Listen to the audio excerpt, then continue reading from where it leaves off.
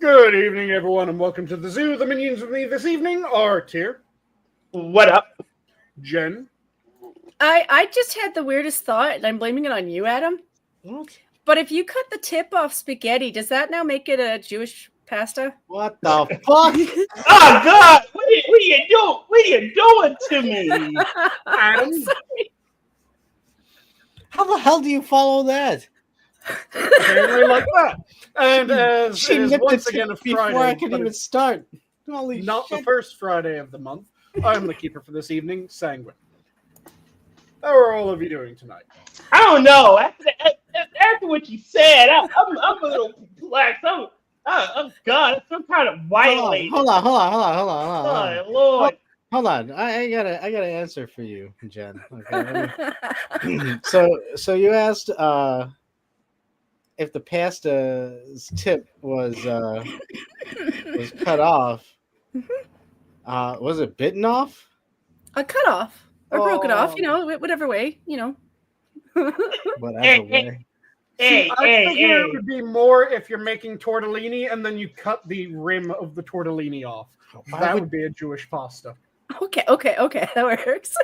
Hey, hold on, wait a minute. We're not savages here. Look. We're gonna get a model to do it, all right? We're gonna do it really kosher, all right? Look, Fucking we are learning savages. so much in the first half Fucking of this show. Fucking savages. Just cutting off tips of pastas. Ugh. Why would you cut off the tip of a panini? Though How also, dare you? if you want to make an African pasta, it's very easy. All you do is one spaghetto. One spaghetto. Just a spaghetto. I learned a couple months ago that if you really want to tease an Italian, just break pasta in half. And I was like, I only ever did that once. I confess, when I first moved out, I learned a lot about You cooking should within the first confess, month. You just broke a priest in half. Dude, I'm The still church is not going stunned to be that very this, happy with that. I'm still Yeah. stunned that this Canadian keeps referring it to pasta like she's from Pasta. New York or something. Like, oh, don't you like that pasta? That's how Holy I've always shit. heard it referred to, though. I don't know. Yeah. Pasta. She's hold on. She's connected standing. We gotta speak a native language here. If she I mean, says at least I'm pasta, not making it's it sound like pasta. it's French. Give me some credit. Wait, Yeah, I don't even know how they're connected pronounced. standing. how do they say it in El Francais? I don't know. I'm gonna look it Ooh up. la la, oui, pasta. It probably is pasta. No, they probably say something goofy like le noodle. La noodle. I always have to clarify that I'm looking up Quebec French and not France French. Oh it yeah, won't- because they're it different. won't. Yeah, and Yeah. good old New Orleans French is different from Creole. French. What? Creole. It's the regional language, or rather, I thought that was just a Pigeon. subset. Is it the whole of Yeah, It's French a Louisiana? French Southern? specific type of pidgin spoken in that area where it's a combination of French, various, French, English, and then I think it's a little bit of like two other languages as well. It's a mishmash.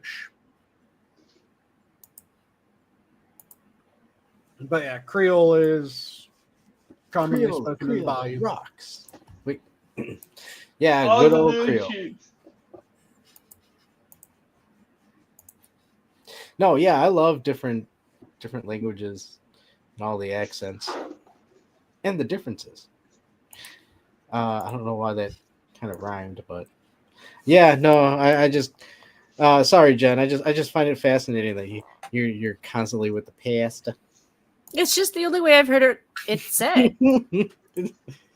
Again, don't be making fun of her connected I'm standing not- accent. No, I'm not making fun of her. I'm not, trying to say, "Grr, you shouldn't be saying it like Maybe that." I I'm just watched too many programs from New York. Like Yeah, I did like their accent. Like there is Hey. a charm to the accent, but There's nothing wrong. I'm not saying like, "Oh, you shouldn't be saying it." It's just, I like that It's the pasta.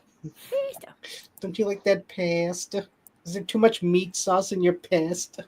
But to get off the topic of pasta for a moment, how are all of you doing this evening? I'm good. Oh yeah, we just started. Yes. We just started and we didn't even get all the way through the standard greetings. So Tears doing okay. How about you, Jen? Yesterday, I had to remind myself when I was watching the Game Awards that wasn't my tax dollars in the wasting. I had some happy notes. The guy who I was watching it through at least liked most of the horror games. And I was like, yay, my tax dollars making money for once. Nice. Wait, what Game Awards were this? So it was for the Indie Awards. Or not India, the new indie games that are supposed to be coming out next year. So Oh shit, I'm gonna have to check it out. yeah, he like a lot of it looked like people on LSD. I'm not gonna lie, it was like one trip after the other, but a lot of the horror games looked at least decent enough for what they were. Yeah. There's some hope in the future that some of the entertainment might be good. Yeah. Hope. One can hope. Yeah. And how about you, Adam? Well, I'm happy to be joining this colorful cast of characters that we have here, and I still didn't say it right, but yeah, I'm also glad it's the weekend and it's a 3-day weekend, so it should be fun and fun. Nice. I am about to go back to work tomorrow, and I do not have I do not have an extended weekend. I just have my standard weekend, which ends today.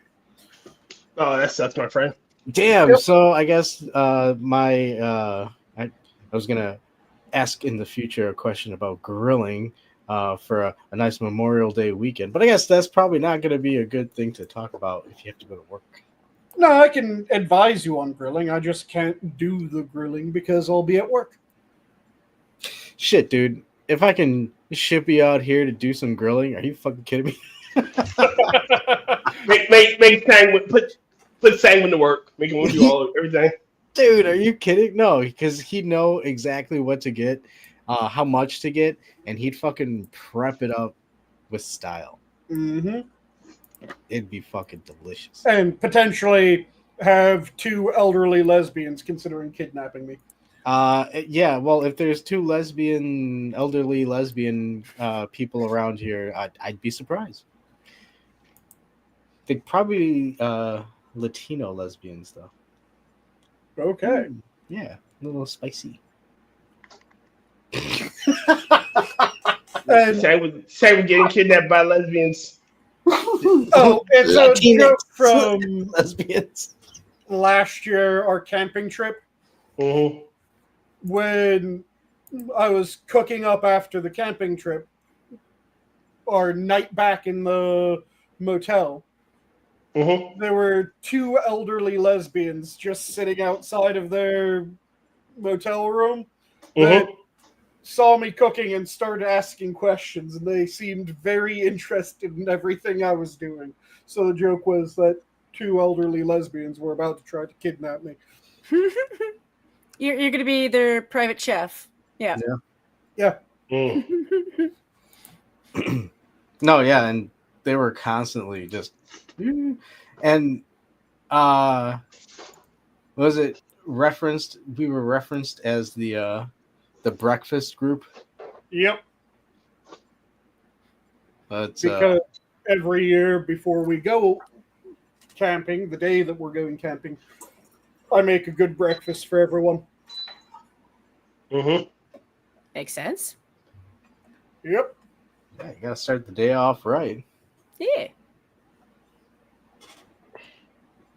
But yeah, with this past week, I'm doing fairly well. My teeth never really hurt me after I had them removed last week. That was why I was missing. I had teeth removed, and because I needed to have someone here at least the day that I got the extraction done. My mom came up to stay with me and was still here by Friday, even though didn't have any pain, didn't have any issues with the extraction, other than, you know how I mentioned I was slightly worried that they weren't actually going to be able to put me down for the procedure? Yeah, I was completely conscious and alert the entire extraction.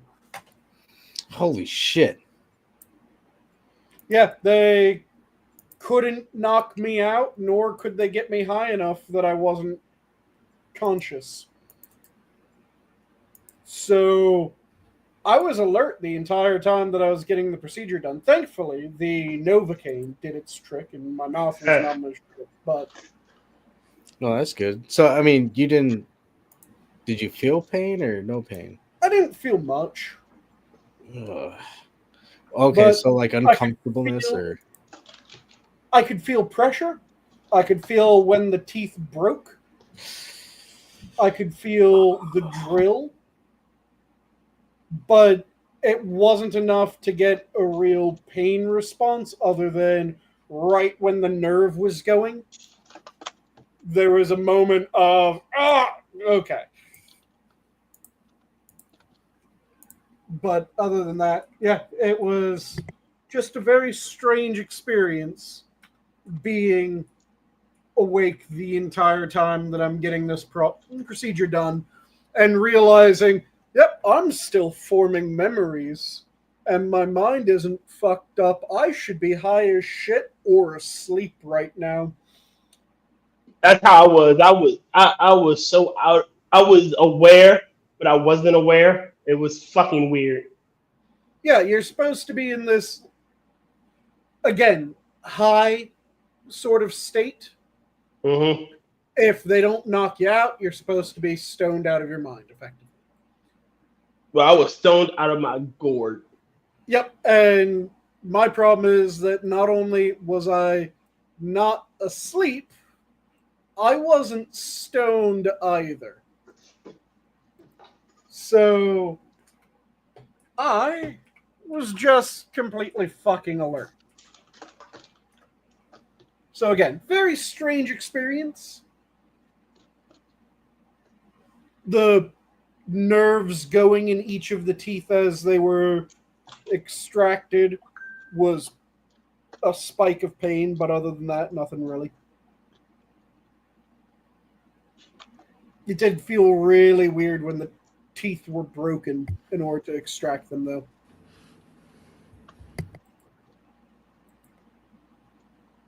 But yeah, so I had that happen last week. Just finished my last day of antibiotics yesterday. So tomorrow I get to start drinking again. Ah. Yeah, I haven't had anything to drink because I was on antibiotics, and you don't drink when on antibiotics. So that's a good way of ending up really bad shape, depending on the antibiotic. I missed this. The old school tank controls. What's happening with tankies? Oh no, I'm playing Jay Cocoon, the first one, and the old school tank controls. Old school tank controls. I heard old school tanky trolls, and I'm going, what about trolls? Let me wait, you don't have quite the you have the X and the Y, but you don't have the Z axis. Where you you see how you move it? Yep. Like I said, I just misheard, and rather than hearing tank controls, I heard tanky trolls. In order to change direction, you had to. Now, if it was tanky trolls, all you can do is turn left. Oh, well, you can make turns, but you have to hold down left and right or right and left. But yeah, it was an interesting time, but didn't have any issues, didn't have any complications. 3 of the sockets have already closed. 1 of them is still closing. Yeah, when I got all four of my wisdoms removed, I was eating. I was back to eating regular food by the end of the week. Oh yeah, I gave myself a day the day of the surgery, I just had like protein milkshakes. Then the day after, I started eating shrimp. The day after that, I had uh, food, but again, kept it somewhat softer. And then by the following day, I was eating standard food. Didn't eat rice for a week just to be on the safe side. But now I'm back to eating rice as well.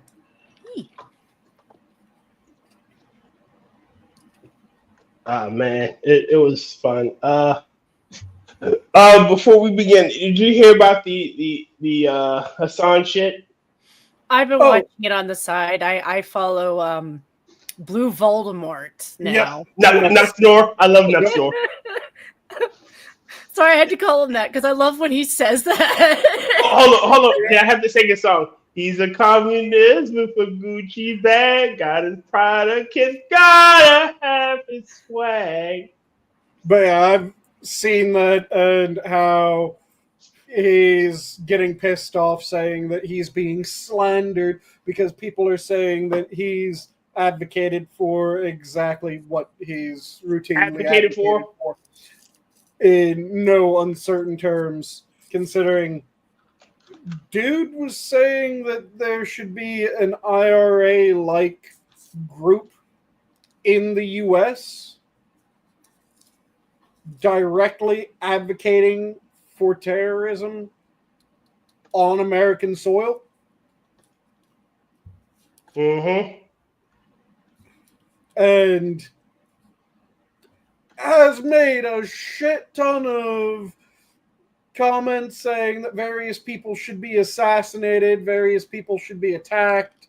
Yeah, saying that he supports terrorism is not a slander, it is an accurate assessment of reality. It's like Hassan, even if you tried to take him to court for what you think is slander, the person you're going to take to court is going to come with receipts. Yep. And you don't want that either. That list of receipts goes well past the time that you spent working for your uncle. Yep. You know, he can only protect you so much, and to a certain degree, I wouldn't be surprised if he doesn't just wash his hands of you, because he's probably tried. and he agrees with you on some stuff. Cenk hasn't really tried to wash his hands of him. He's gotten pissed at him. He's given him pushback, but he hasn't tried to wash his hands of him. Anna, though, has. Yeah. And Anna thoroughly, I believe Anna thoroughly hates his fucking guts. Anna's sick of this shit. Rightfully so. Like, he's done a lot to drag down their reputation, you know? Yep. And Cenk, like, I get he's your nephew, like, to a certain degree, yeah, family, I understand that, but, like, they're gonna start looking into you, too. Mm-hmm. Oh, God, no. The buffalo. Well, I've been calling Hassan the chip that fell from the buffalo. You know. Ooh, ouch. Well, he's Nice not his son. And he is a piece of shit, so. He is a piece of shit. But it is just absolutely ridiculous that he's still trying to say, people are taking him out of context, people are smearing him. And it's, no, they keep on giving you all the context. One of my favorite ones was when EFAP was going after him. And EFAP was like, yeah, so he accuses people of taking him out of context. So just to make sure that we give him complete context, here's the quote. Here's 5 minutes before the quote. Mm-hmm. Here's 5 minutes after the quote. The more context we give him, the worse he sounds. Worse it sounds. Shit. Was it Ethan Klein? He played his video on loop. Just his video. He gets hit with hate speech. He gets hit for supporting terroristic activity and calls for violence. Hassan showing doesn't. his son clips. Yes. It's fucking insane. Yep. It's also like whenever he does an interview, like in any interview that he's been in, you could put a counter on the side that counts the amount of times he just lies. Like he'll be in the middle of lying about the thing that he just lied about, and then he'll lie again. Mm-hmm. Like he's so stuck in I honestly think he is a mental case. Like wait a minute. Angela, explain that. Selling him internet was one of the worst parts of working at. You sold Hassan Piker the internet? Wow. I can't believe that. That's Angela. How could you? She couldn't have known. No, I think she could have known. I could have. She could have seen it in his eyes. Yeah, just exactly what he was. He had the devil's eyes. He had the devil's eyes. Your mom still makes you nuggies. I can smell it off of you. That was the funniest fucking defense of goddamn anything. Holy shit, I was howling when I heard that. What? His defense for why he was doing chair reacts was, what, do you want him to starve? My mom wasn't there to make me the chicken nuggets. His argument was legitimately, Mommy couldn't make me nuggies, so I had to make them myself. He sounded like a little bitch.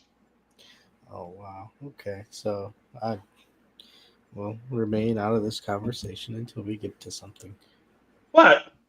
Listen, there's nothing wrong with your mom making you nuggies. There is something wrong with you still living at home with your mom and expecting her to.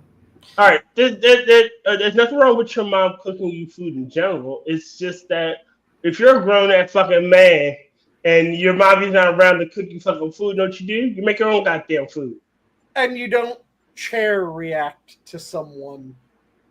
No. In order to do it. What you do is you go, okay, yep, I'm going to make food. So either one thing that some of the streamers I watch will do is they'll just play their own fucking clips while they're off.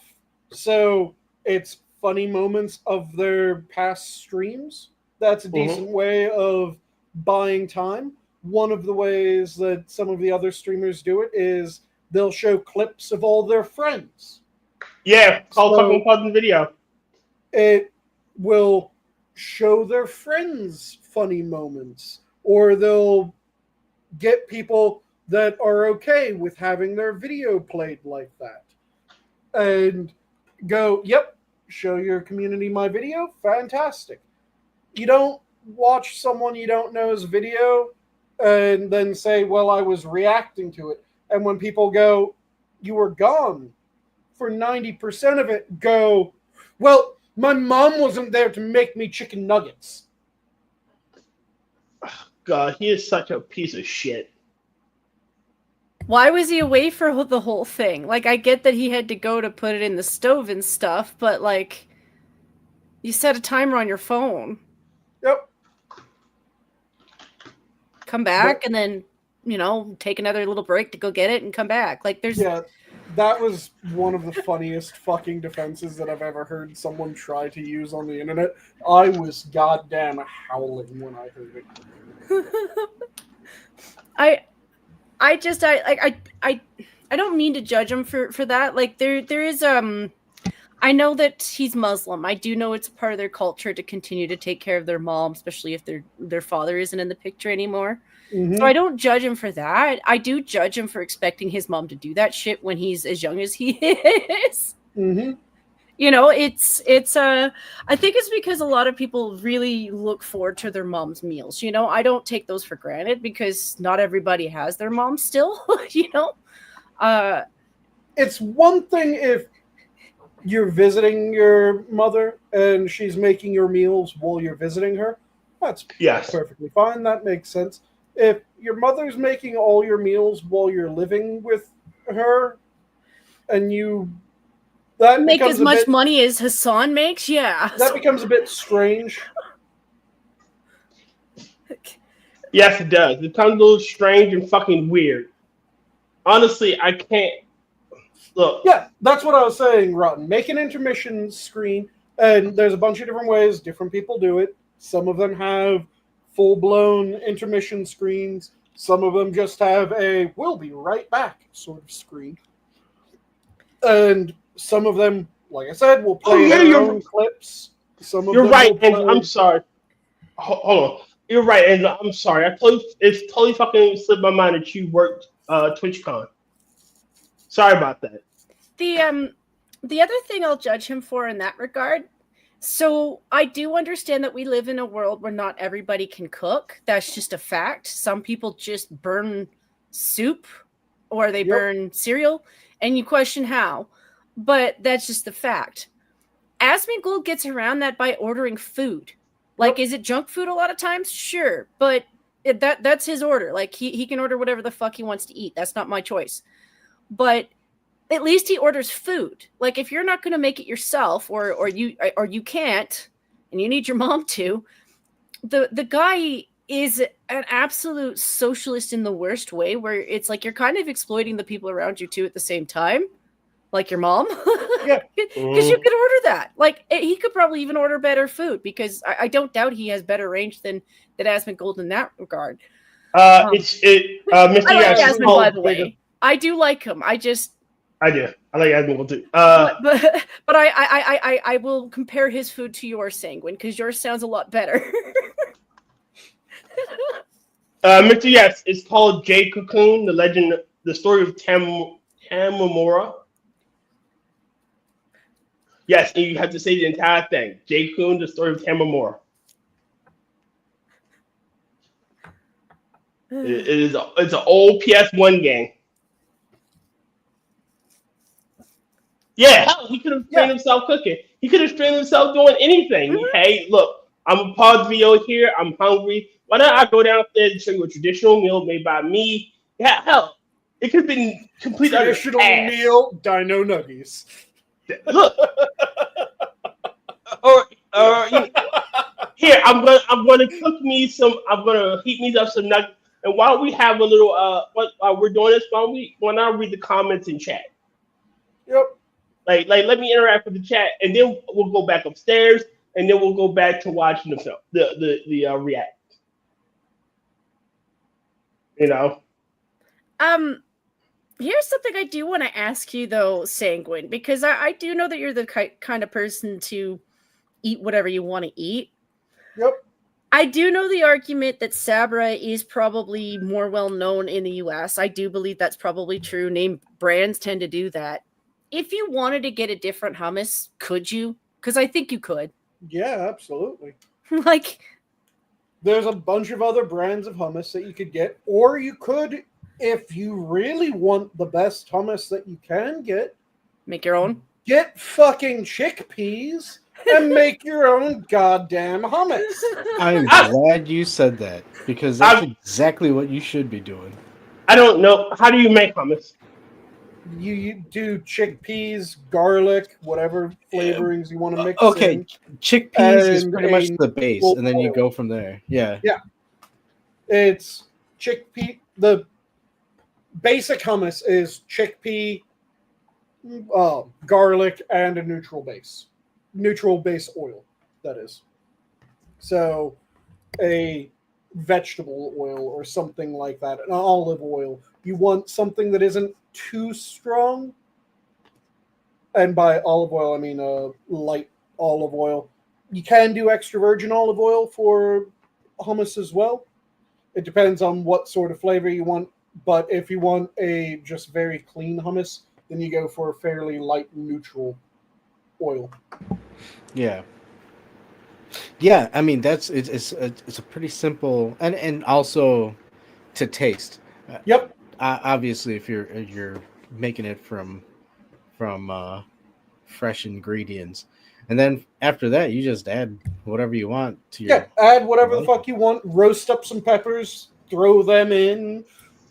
So Roast just blend, Say put it in again? a blender. Not a If you want to blender. add Play-Doh, you can add Play-Doh.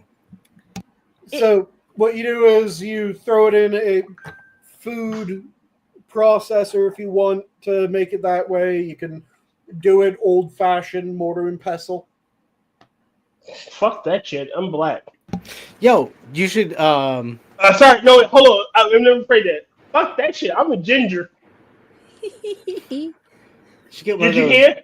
Gingers are the new blacks. So I'm a ginger. You should Wait, get one are of they those going to start ninjas where it's like- replacing black people with gingers? Oh, I don't think they are, but they are replacing gingers with black people. So Yeah. That's just what- because casting directors are dyslexic. mhm. no. They said it's not ginger. It's Hold on. Hummus is just bean dip. Isn't bean dip just beans? So, Well, she said bean dip, but made with chickpeas. yes, it is effectively a bean dip made with chickpeas. But bean dip doesn't add any other like chickpeas with garlic. You have to add garlic and then an oil. Well, a lot of bean dips do have like garlic and various other flavors in them. Well, it's just flavoring. There's no Mhm. like I think oil stands out as the difference. Probably, but it's But still more or less, it is. it's Yeah. the closest thing to it. Yeah. Is what she's going for. Look, again, I always look at these things as we're at lunch tables. We're still hanging out similar lunch tables, but you're at that lunch table and we're at this lunch table. Well, the reason I bring it up is like, and I don't speak on behalf of the Jews because it's none of my fucking business most of the time, and I stand by that. But when it came to the Ethan argument with Hassan and Hassan's lack of understanding, Mm-hmm. Ethan is Arab. He is Arabic. Yes, he's Jewish. That's part of it. But that doesn't mean he doesn't come from the area. And the area, historically speaking, does eat that kind of food. They have for a really long time. And there's actually areas around that also eat that kind of food. It's not limited, and it hasn't been for a long time. Yeah, hummus is from what- all over the Mediterranean. But not even that. Like, honestly, if I wanted to make hummus and I'm not from that area, shit, fuck, if I want to market as, American style hummus, I can do that. It is the insult that, hey, I can't take this food because it's not ethnically mine. Fuck you. If I want to make tacos, I'm going to make tacos. Well, hold on. Okay, even going with what you're saying, Tier, we open up a farm and we start growing chickpeas and olives, and all of a sudden we're making our own hummus. That's American grown hummus. Where does it come from? Yep. Again, it even if look, And all right. hummus can't. If it's a bad hummus, it's bland. If you're making good hummus, hummus isn't bland. But No, my thing is this. Okay, this is South Mississippi, so it's a little bit sweeter. No, this is my thing. It is that whole cultural shit. Oh, well, if that's the fucking case, then Hassan needs to go back to his fucking stone hut, his desert, because he shouldn't be wearing clothes, using the internet, anything. That's not part of his fucking culture.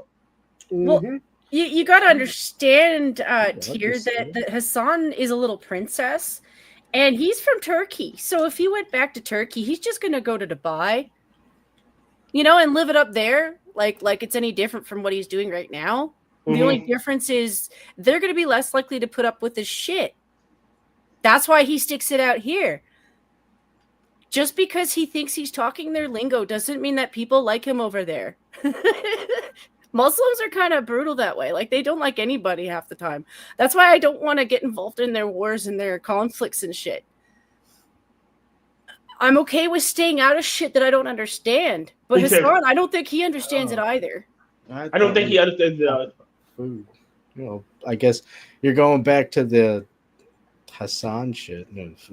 Well, he's still kind of part of the conversation. It's just he speaks a lot of ignorance, and a lot of the people who follow him haven't had a conversation with a basic cook. You know, all right, it's not even that. This is my thing about that whole little collection. I wouldn't mind half of the shit they said if they were fucking honest about why they said their shit. And by the way, Jen, yes. You meant Istanbul or Ankara, not Dubai. Yeah, Hold on. Istanbul is Constantinople. Now, Istanbul and Constantinople. You get date and Constantinople should be waiting in Istanbul. Even old New York was once New Amsterdam. Why they changed it, I can't say. You just liked it better that way. Sorry. Yep. I just know wherever he's gonna go, if he did go back, it's not gonna be to some shithole. Like, that's part of the No, it's not Monday. Like that's the thing that I get sick of in this argument too. And we're so ignorant over here on the truth of what it's like over there. And I think a lot of us are just caught up in a shit ton of lies. And that's why I'm on board with just being like, you know what, let's stay out of it. Well, it's the old joke of Americans think that they're so great because they can make fun of their president. What's so great about that? Even in the middle of Red Square, you can make fun of the American president. Nice. Well, it's little tidbits from the neighbors involved in a lot of this stuff. Sometimes, no, I do know that Saudi isn't like the place to prop up, but at the same time, when they're telling you, yeah, you know what, this is how we deal with these people because this is how we've had to deal with these people. Mm-hmm. You know, and all of a sudden we're supposed to know better than they do. And it's like, no, we don't. We don't.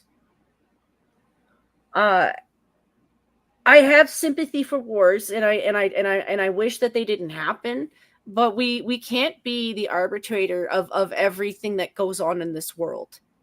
See, I like the approach that we're currently taking. Oh, by the way, did you guys hear hold on. speech? Wait a minute, hold on. Angela, it's a They Might Be Giants song. Even old New York was once New Amsterdam.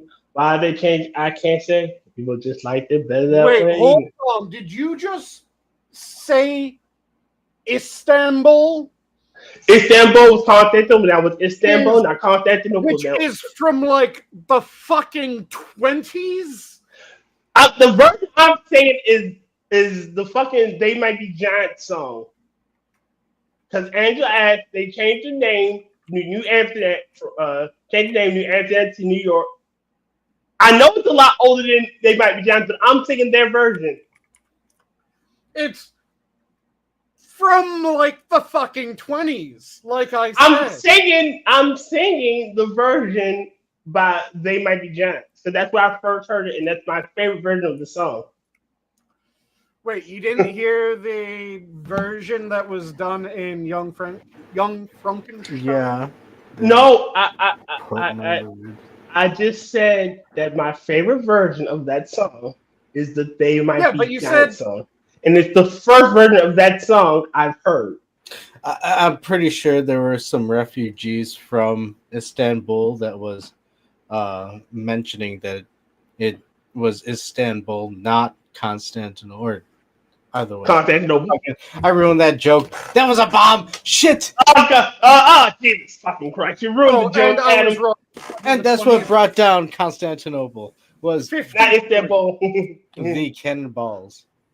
But yeah, it was 53 that the song apparently came out. I know it's a remake of a song, everyone. I just like their version better. The Four Lads in 53. It's like I recently learned that fucking Cotton Eye Joe is like a remake. Oh, Cotton Eye Joe's a remake of a remake of a remake. Of a remake, Whoa. Yeah. It dates back to the 1920s. Dude, if it hadn't been for Cotton Eye Joe. I have this mental imagery of Angie, Homer Simpson strangling you right now. I You are part. have this mental image. I have Mhm. this mental image of Angela slapping me so hard that all the black on my skin just goes onto a wall, and just stays there forever. Yeah. I'm not even sure what it is you're going to be typing it on that blackboard, but it's something that could be like, I'm never going to sing this again. I'm never going to sing this again. Sanguine, Yes. Yep, Angela, I just saw. Yeah. Jesus fucking Christ, Angie. Oh shit! And all of a sudden you hear the theme music, and the stage goes dark, and all of a sudden some fireworks go on, and you hear a theme song. Doom, doom, doom, doom, doom, doom, doom, doom, doom, doom. Angela is coming from downtown. No. What you hear is. I think Angie's a little bit more clever than you guys are giving her credit. I think she'd be really silent, not let you know she was in the room until she bopped you. Well, I like my idea where she just comes out and is Well, like, yeah. Well, yeah. Angela comes running down the stage with this steel chair. I'm over here like doing my promo. "That's right, brother. They want to see you go triple. Let me tell you about what's going on." She doesn't. They don't even play her theme music. She just runs down to the stage with the steel chair. "You have broken my soul, brother. Let me give you the chair of justice." Here's how it works, Angie. Just get one of the toys that sounds like Hulk, and then whenever you hit them with it, it'll make like Hulk sounds. No. What she's gonna do? She's gonna wear really squeaky shoes. I'm just like here squeaking on the squeak. What the fuck is that? Squeak. See, why do I get the mental image of getting one of the Hulk Hogan toys, only overwriting its programming so it's just quotes from his crash out at his wife? Oh yeah. Roller coaster, brother.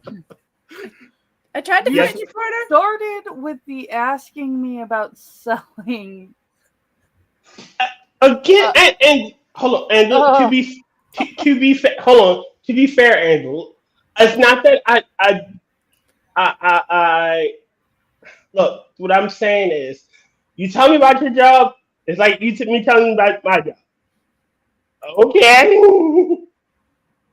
If I ever tell you like I met this person, like oh that's nice, and you hear it and you like, okay, that's useless information I probably won't need down the line. When I hear it again, oh yeah, you did tell me about that. I know.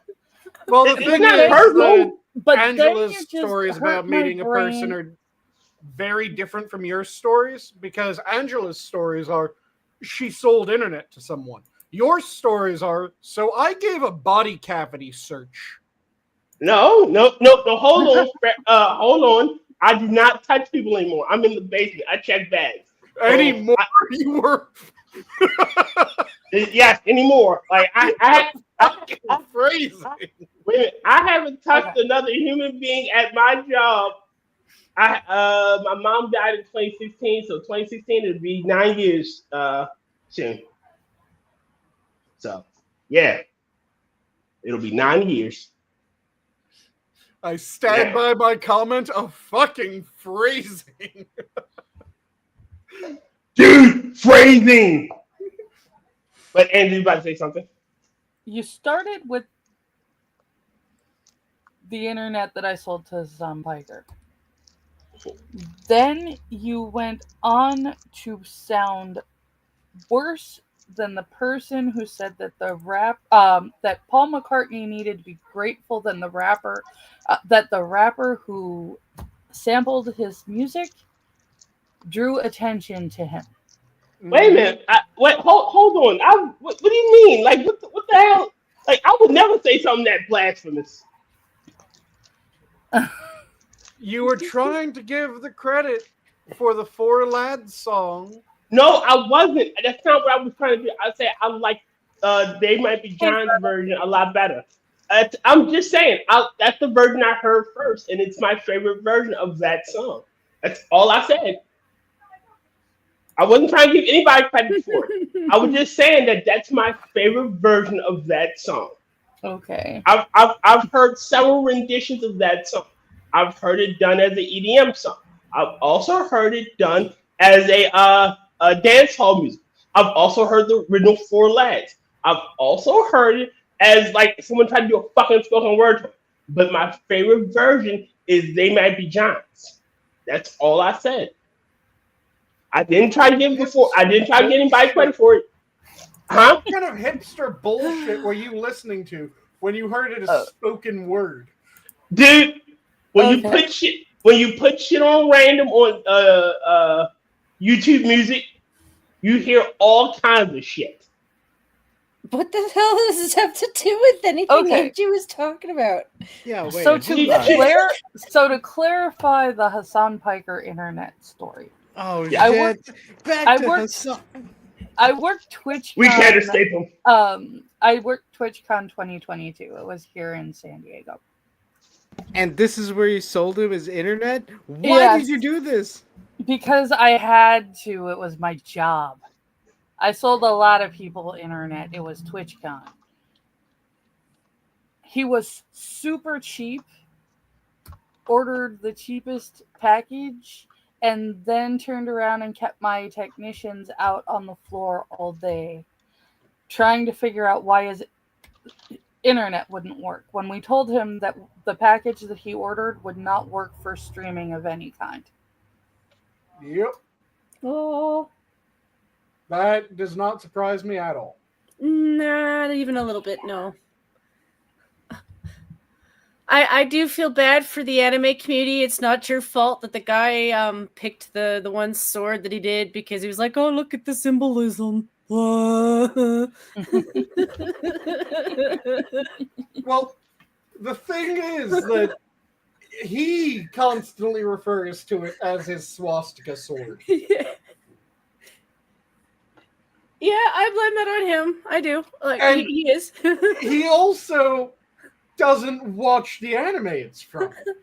Yeah, and it's not a swastika, it's a fucking manji. There's a huge world of fucking difference. It's a manju, but I'm saying he calls it his swastika sword. I never just assume it's a swastika. I always double check because there's always been. In fact, it was the Nazis who stole it from them. So it's a symbol that's used by countless cultures. Yeah, like it's heavily in Indian mythology and Tibetan Buddhism. Yeah. All of Asia it's used. Then there's several European versions of it. Like one of them is not a four-legged version, but a three-legged version. There's also a four-legged version of it. But let me quickly double-check that I'm remembering the right name. Because, it's the Triskelion. There's also a Tetraskelion, which is the four-legged version of it. But the Triskelion is a common Celtic symbol that was used throughout the Celtic world, and the Celtic world was rather expansive at one point. It has different versions of it. The funniest one is the one that it's literally three legs, and it's a symbol of Manin Maclir. Let me find the one that's the Manin and Maclir one. Yeah, I just want to take it back from Hassan, too. That's why I pointed it out. Because, I grew up with the belief that, yes, the Nazis had a version of that symbol, and yes, they tainted it. All right. I kind of wanted to give it back to the originators of it. All right, Jen. Yeah, easy button. If it's at an angle, if the points are at an angle, then it's the swastika. If it's flat, it's the manji. And the sword is the fucking manji, and he's too stupid to realize the difference. Yeah, I just, like I said, I want to give the symbol back to, the people who originated it. so yeah, the regardless of funny- where- In the simplest sense too, if that's the case, are you gonna look at the Legend of Zelda, the first one, and I think like the third dungeon, it's a manji. Yeah. Mhm. The So- funniest one, like I said, is this one. Let me quickly pull it up because I just found it. It is also the flag of the Isle of Man. Island Man. No. Oh yeah, the 3 feet. Yeah, it's 3 legs. No. It's 3 legs kicking someone's ass. That is one of the versions of a Triskelion. No, that's what it looks like when Sonic the Hedgehog is running. Hey, hold And on, like I wait said, a minute. Wait a minute, Sanguine, I have something to show. I think I've seen that before. Many times. There's a bunch of different things that have used the Triskelion as well as Tetraskelion. And one of them, I'm trying to remember what game it is, because there's a game where you fight a Triskelion that has a face in the hip joint. Yeah. What? Persona. Yeah, it has a face right in.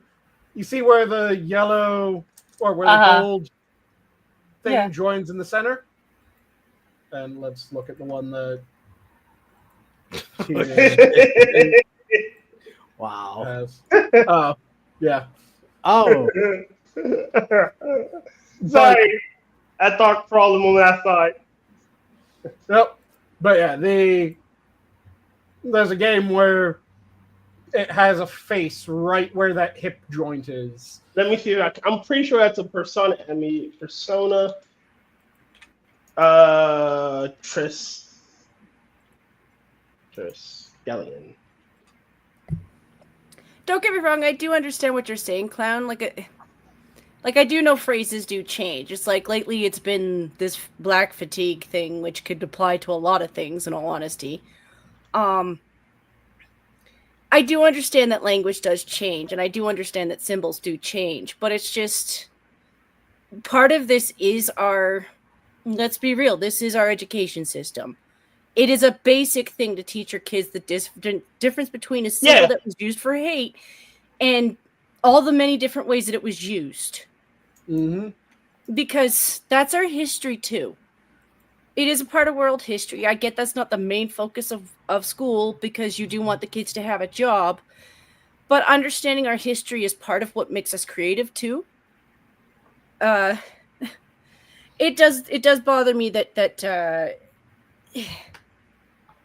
I mean, I don't care what Hassan does. Like, that guy's a piece of shit. I do wish that I wish Twitch would be dealt with, because I think they're enabling anti-Semitism, which, let's be real, if anyone here did that, we'd be kicked off for rightful reasons.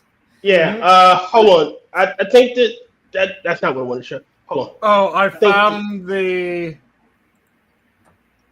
No, this one doesn't have the face, but I found one of the images of it in a Souls-like, if I remember correctly.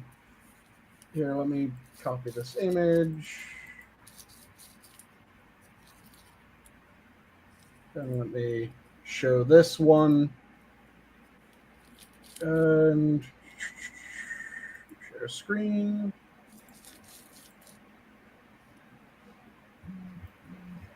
The Triskelion leg as a fucking enemy.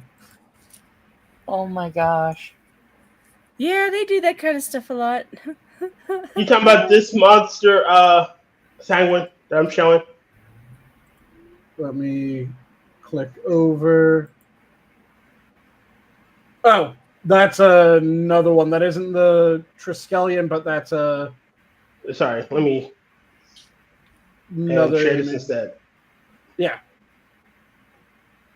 That's... I can't remember which demon it is, but It's called the Trispel. Or Triskel. Oh, yeah, that's what it's saying. It shouldn't be, because it has more than Oh, three. sorry. B-U-E-R.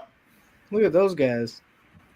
It Sanguine. should be a pentaskull or something like Hey, that. Sanguine, Hold on, wait a minute. Didn't Stop. you talk about a group that fought the old Greek gods or titans or something like that were like this? Oh, you're talking about the Hecatoncheires. Yeah. The 100-armed demons.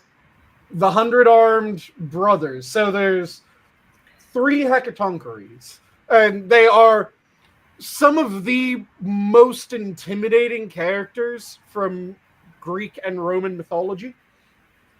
So the Hecatoncheires were the second children of Gaia. So you had the... Okay, and Gaia is what? The Earth goddess, right? Yes, the Earth Titaness.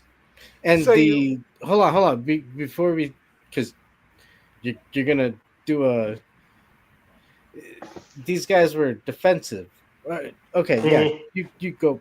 I'm sorry. So you had in the union of Gaia and Uranus, to use the Roman.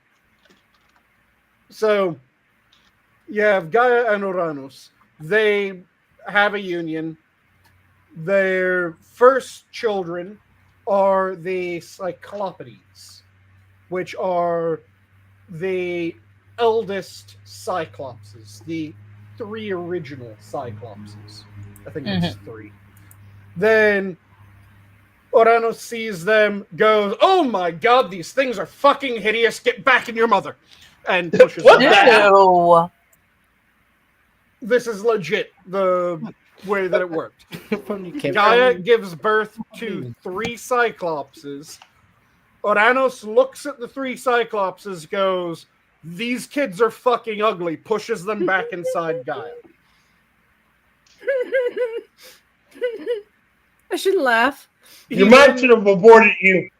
Continues to fuck Gaia, and their second set of sons are born, the Hecatoncheires. There's again 3 of them. The Hecatoncheires are 3-headed and 100-armed giants. Oh boy. Only they aren't giants, but they're gigantic. Let me phrase it that way. To the point where they throw mountains like fucking baseballs. And again, Uranus sees his children get born of Gaia, and he goes, "Oh my fucking god, these are worse than the previous 3. Get back in there," and pushes them back in Gaia. And then he finds out that he's fated to be overthrown by one of his children. So he decides that he's just going to keep pushing all of his children back inside of Gaia. This is when Gaia starts giving birth to the first generation of non-primeval titans. Does that terminology make sense? Nope, but you'll explain it. No, okay. Matt, real quick, it's like you know when they show a cut line of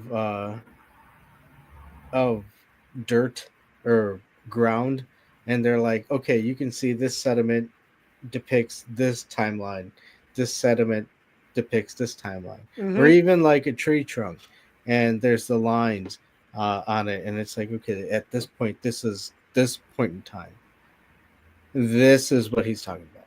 So, with the first generation of non-primeval titans, the primeval titans are the titans that are the first to be born, and depending on which of the Grecian origins, they're either born out of a cosmic egg, born of chaos, or born out of chaos and its union with night, if I remember correctly. But you have Nyx, Uranus, Hyperion, and Gaia. Then there's also I always blank on the 2 titans of the waters, but there's 2 titans of the waters as well. And they are the primeval titans. They're the original titans. Then you have the first generation of non-primeval titans, which are the children of Uranus and Gaia. These are the ones that most people know of when they're thinking of the titans, because these are Atlas, Kronos, Rhea, these beings. So he continues to bang Gaia, who's technically his sister, depending on the origin. Oh, no wonder everything's coming out deformed. Then she starts giving birth to the Titans, and every time that she gives birth to a Titan, Uranus just pushes the Titan back inside Gaia.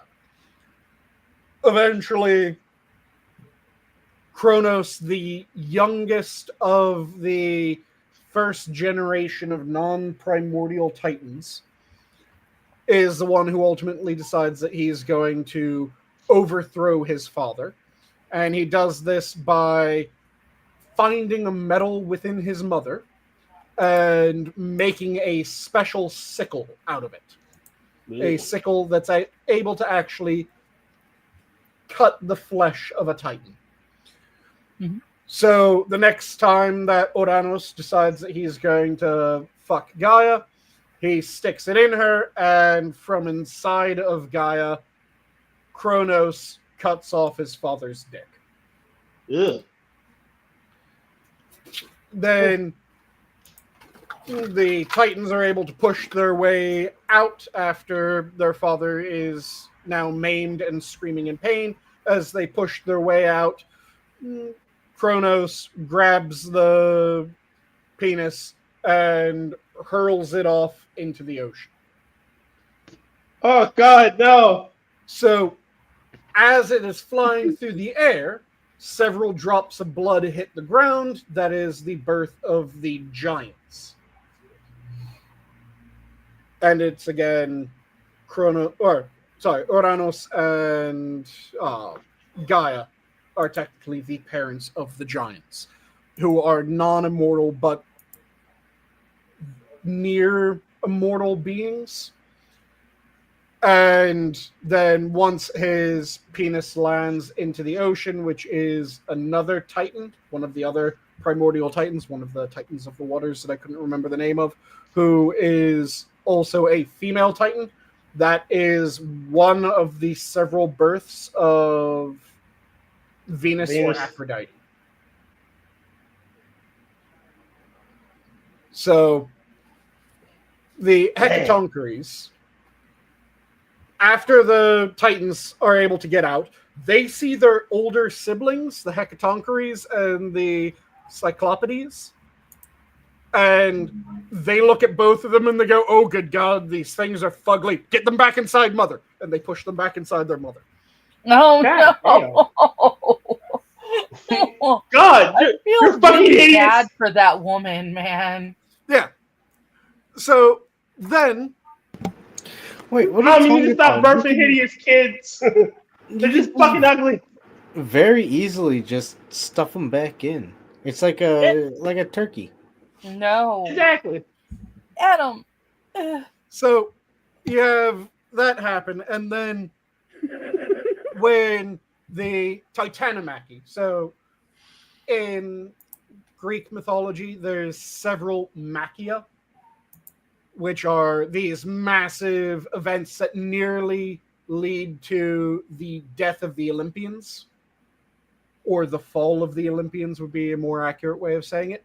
The first of those is the JenTMaxi, or JenTMaxi, which is the war between the Titans and the Olympians. Mm-hmm. Throughout a good chunk of that war, the Olympians are on the back foot.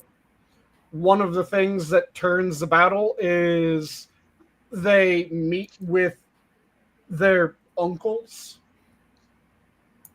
And when they meet with their uncles, the Hecatoncheires and the Cyclopides, the Cyclopides agree in exchange for freedom to forge weapons for the Olympians.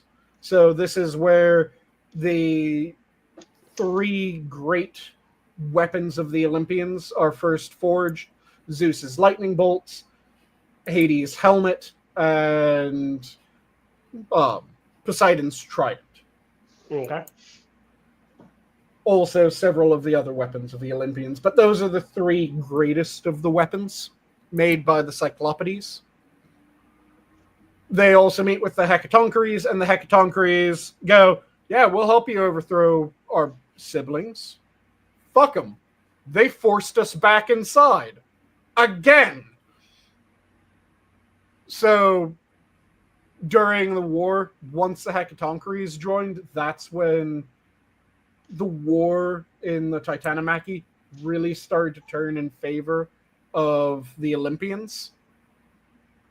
So then that's one of the major occurrences of the Hecatoncheires. The Hecatoncheires after this, when the Titans are imprisoned in Tartarus, the Olympians ask the Hecatoncheires if they'd be willing to act as jailers. And the Hecatoncheires go, sure. So then they become the jailers of the Titans in Tartarus.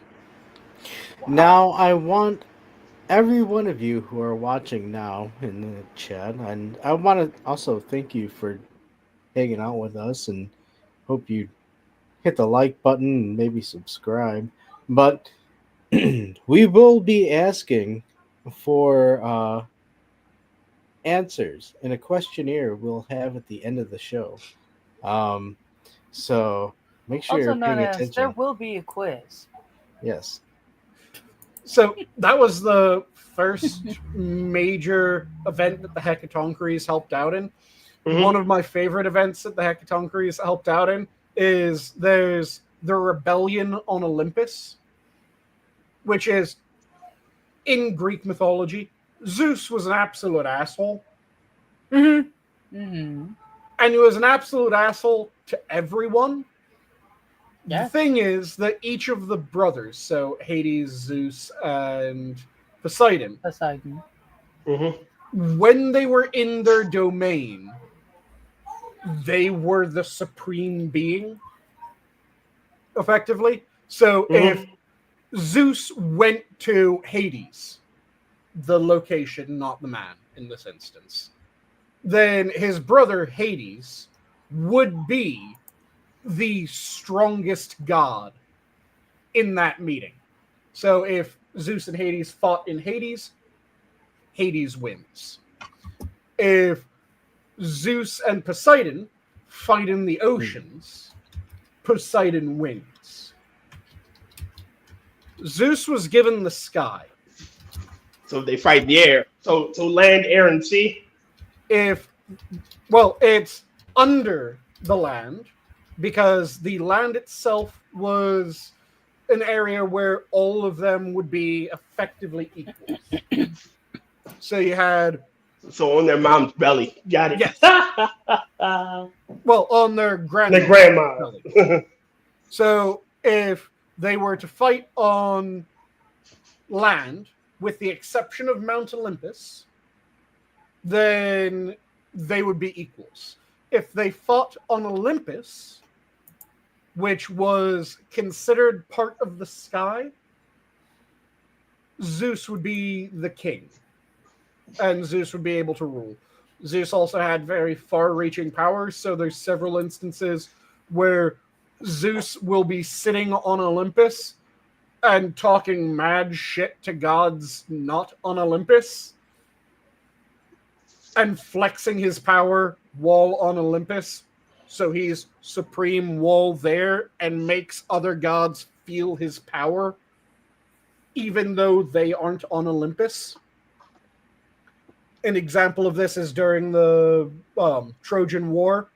At one point, he says that he could reach his chains down to his brother in Hades, and even his brother would not be able to pull him off his throne.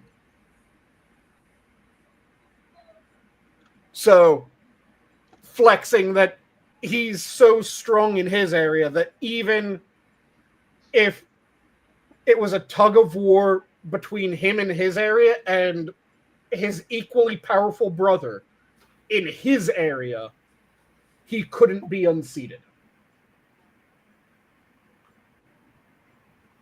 But during the rebellion on Olympus, most of the other gods tried to usurp Zeus, and they nearly succeeded.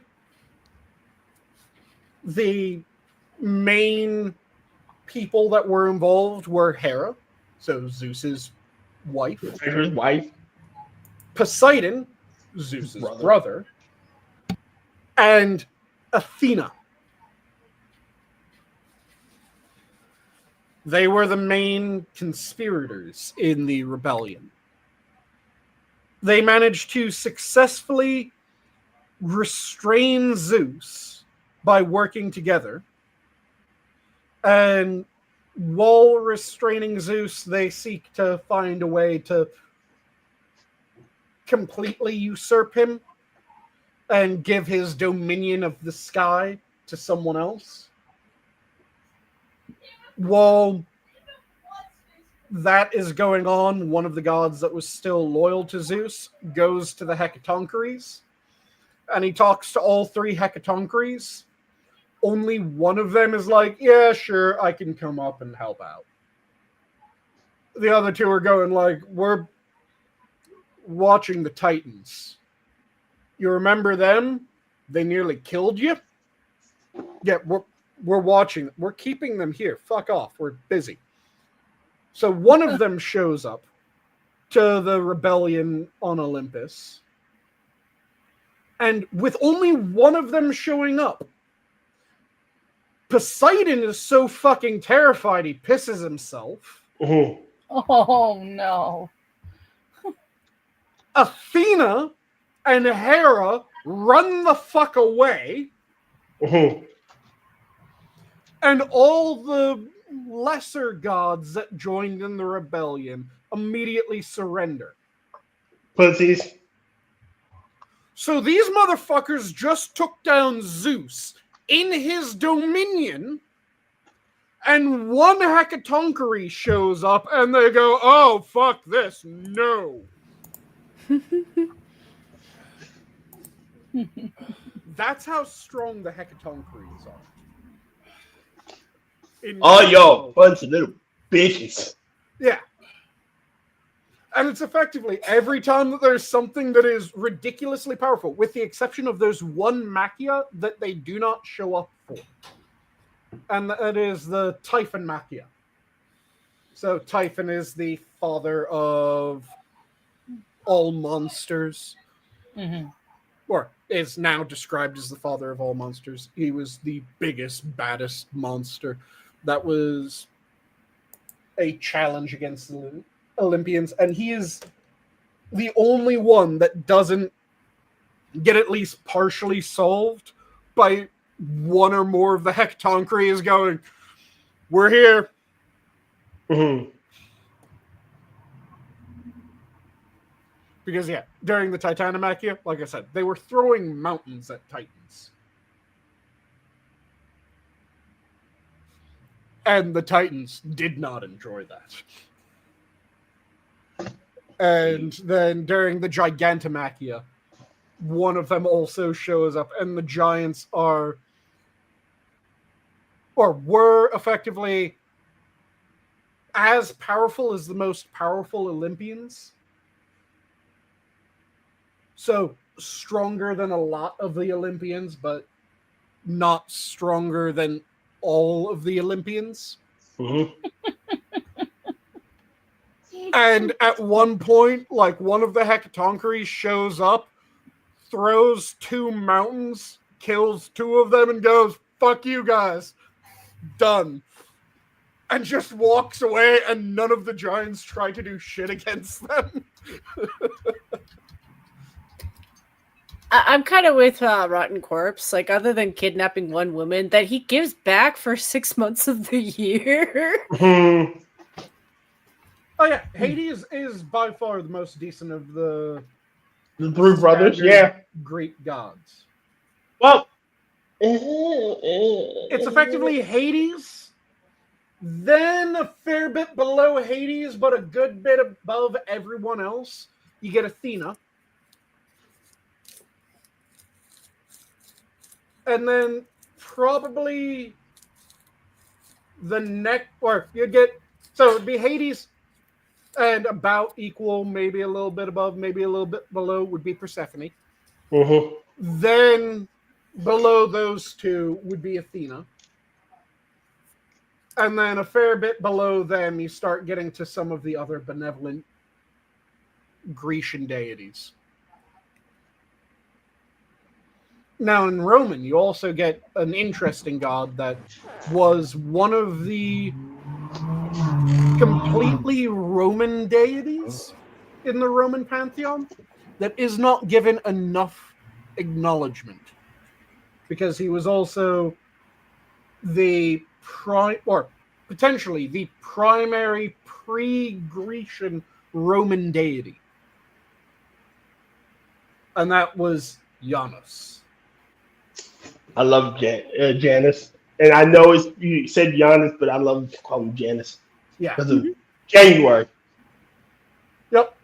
the two-faced god who looks at both the past and the present at the exact same time.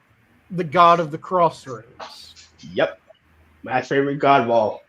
And one of the reasons why he was one of the most powerful Roman deities is the way that crossroads were perceived. It also applied to choices were crossroads. So not only was he a god of like the physical crossroad, but he was a god of choices.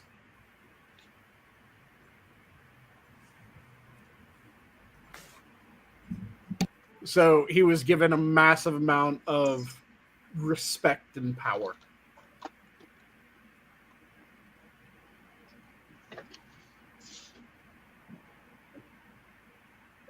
I love him.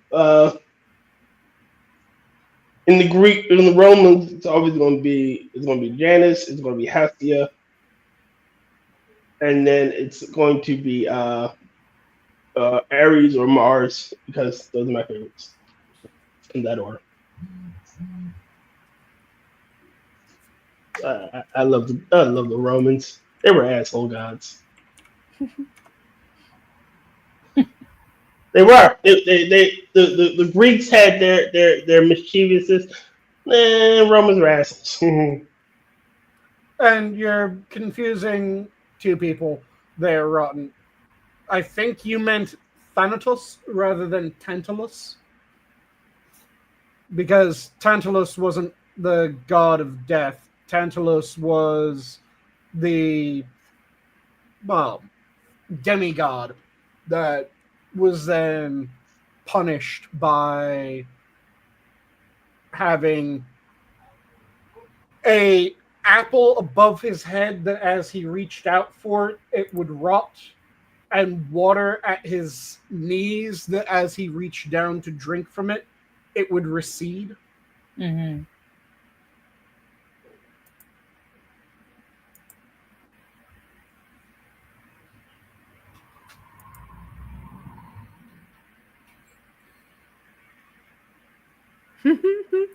Yeah, the Mr. Clown was saying he don't care the crossroads. Charlie Daniels and his fiddle got us covered. He was looking for a soul to steal and buy and stay behind looking to make a deal. But yeah, so And a breakaway. I'm assuming that you meant Thanatos, which Thanatos is a very cool character in Greek mythology. Though he does get absolutely punked by Sisyphus. Which is why Sisyphus gets punished. Thanatos is one of the two psychopumps for Greek mythology. It's Hermes and Thanatos. are the two psychopumps. And in order to avoid dying, Sisyphus makes a deal with and then successfully captures Thanatos in a special chest. Whack into my sack. If you know where that's from. I don't think you're being ignored, Mr. Yes. I think that's a whole other conversation. He likes the Hindu deities more. Yeah, you aren't being ignored. I was about to go into, the Hindu deities are also awesome, but I figured I'd finish up the talk of Greek deities before I go into... Shit. I'm going to make me a cup of tea because it is cold as fuck, and I might just turn on my heater. So. Yep. It's cold? Hell yeah. You're it's fucking cold in my city. You're talking about Ganesh. And Ganesh, his head was replaced with that of an elephant after Shiva accidentally melted it. My god is Vishnu. Now Vishnu, shut the fuck up once in a while. Sorry, but I'll let jokes from my Williams. If we're talking interesting Hindu deities, then probably my favorite of the really strange but interesting Hindu deities is Durga/Kali.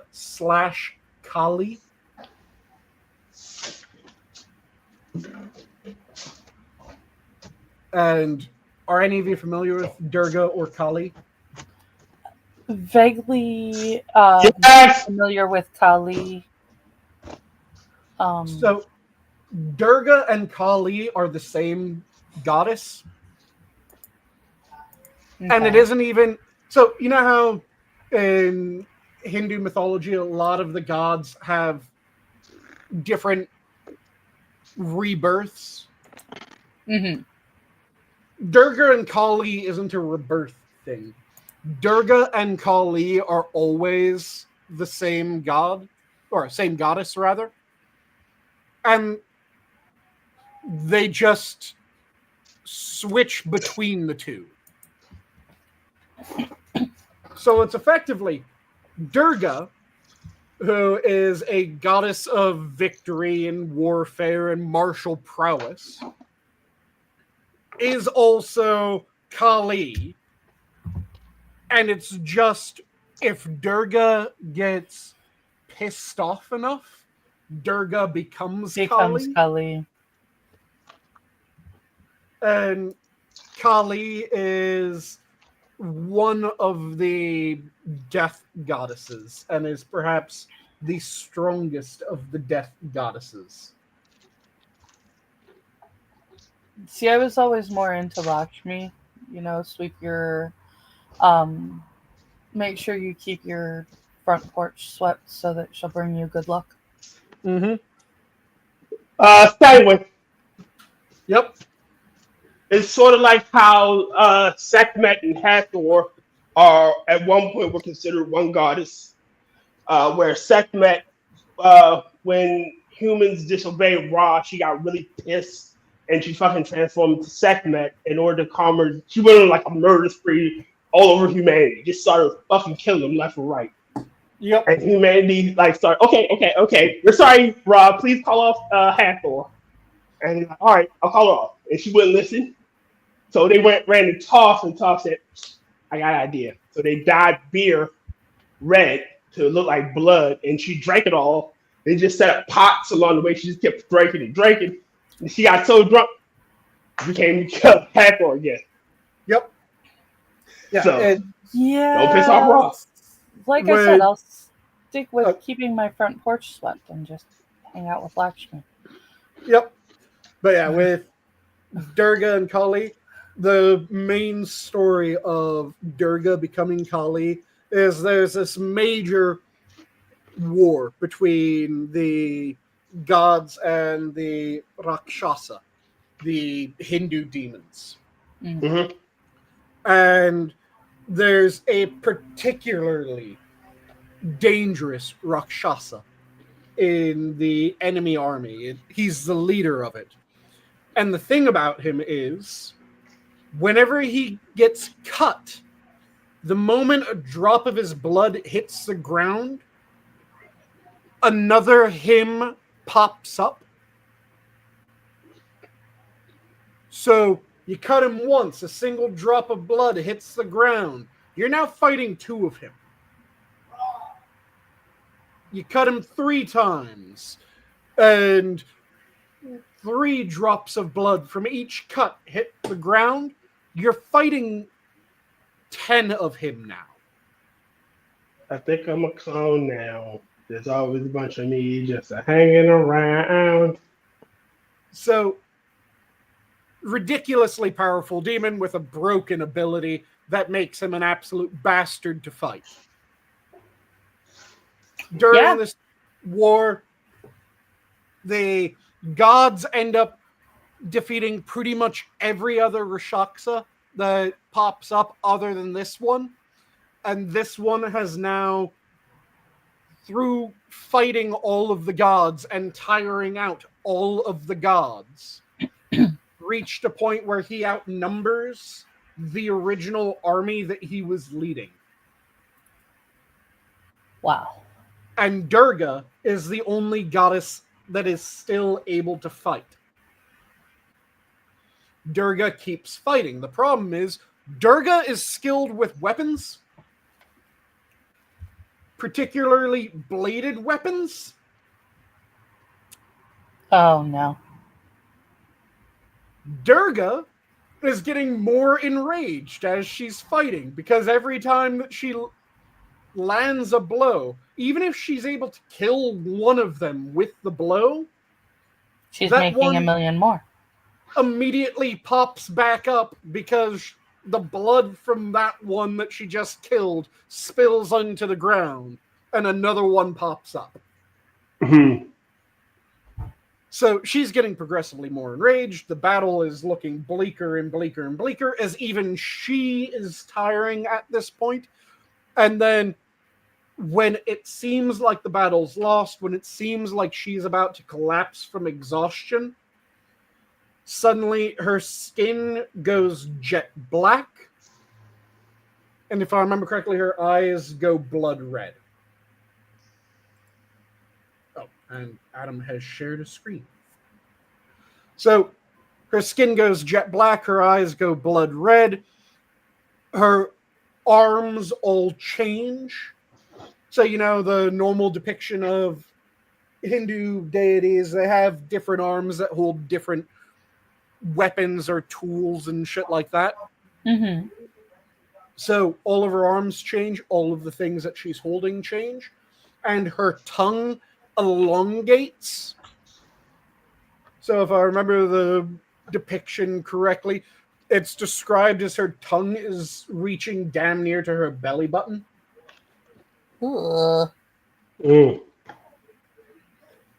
As she just becomes Kali. And Kali then starts fighting the demons that are all this one demon just multiplying every time that it gets cut. But the thing is that Kali will cut the demon, and then her tongue will lash out, drink up the blood. The blood. It never hits the ground. It never hits the ground. She slaughters all of the fucking demons. At this point, the gods who have just been resting, watching Durga and now Kali kill this demon, all start celebrating as Kali then whirls on them. Yeah. And Kali fights all the other gods. Kali is eventually subdued and then reverts to Durga. And that's the reason why Mr. Yes mentioned the Thuggies earlier. So, the Thuggies didn't spill blood, they would strangle. And the reason why they didn't spill blood was a acknowledgement of Kali, who killed all these demons without spilling a drop of blood. And the way that the Thuggies did it was they were stranglers. Yeah. Mass stranglers. Yep.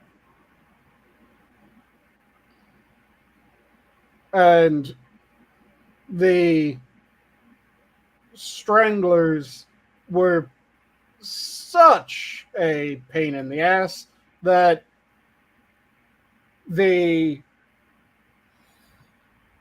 Indians of the time and the English of the time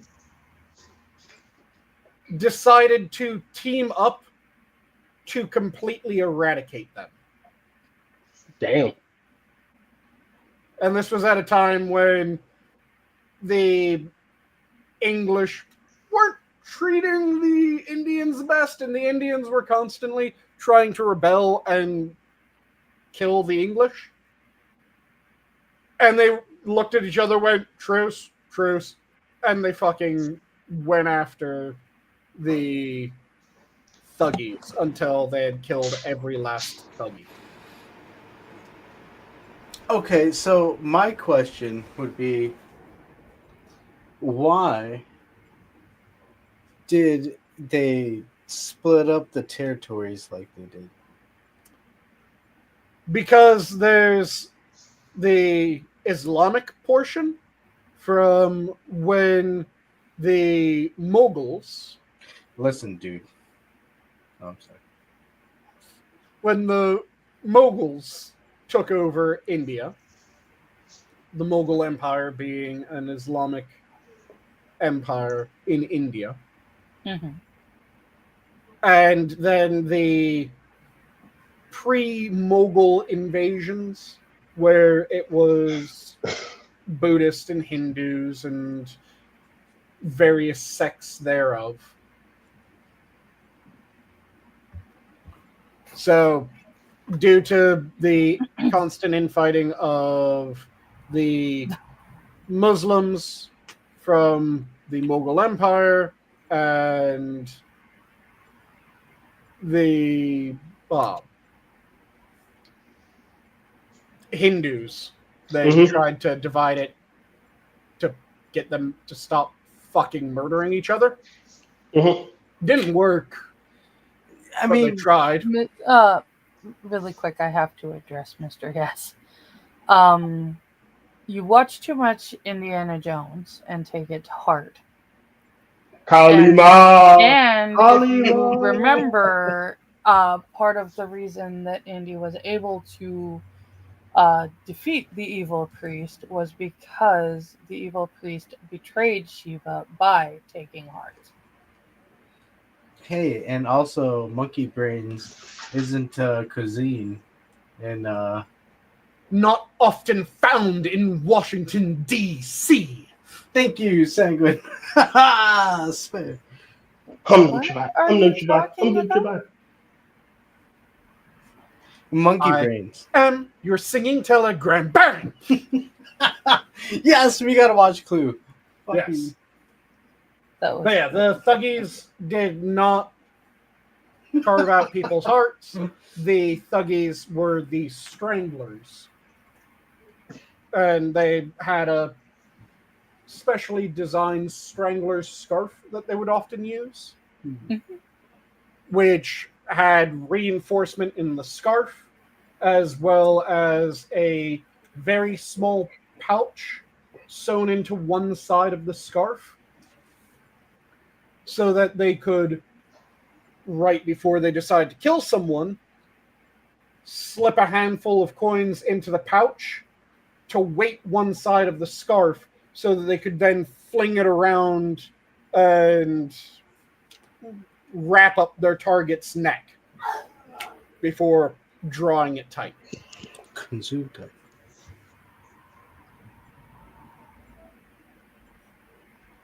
So yeah. They If did that not was That's rip fucking out, insane. they did not rip out hearts, they strangled people. I'd rather not be anything. Yeah, but that's just me.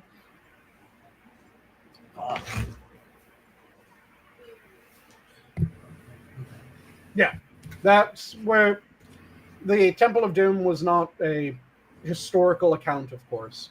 They took inspiration from the Thuggies without just doing what the Thuggies actually did. The Thuggies strangled. They didn't spill blood because it was part of their supplication to Kali. By not spilling blood, they were commemorating her defeat of the Rakshasa. The Rakshasa. Rakshasa, it's Hindu demon. Oh. So you have various types of Hindu demons. Rakshasa are one of them. Rakshasa, if I remember correctly, they're one of the most powerful types of demons. And like I said, there was a particular Rakshasa, which was the one that every drop of blood caused another one to pop up.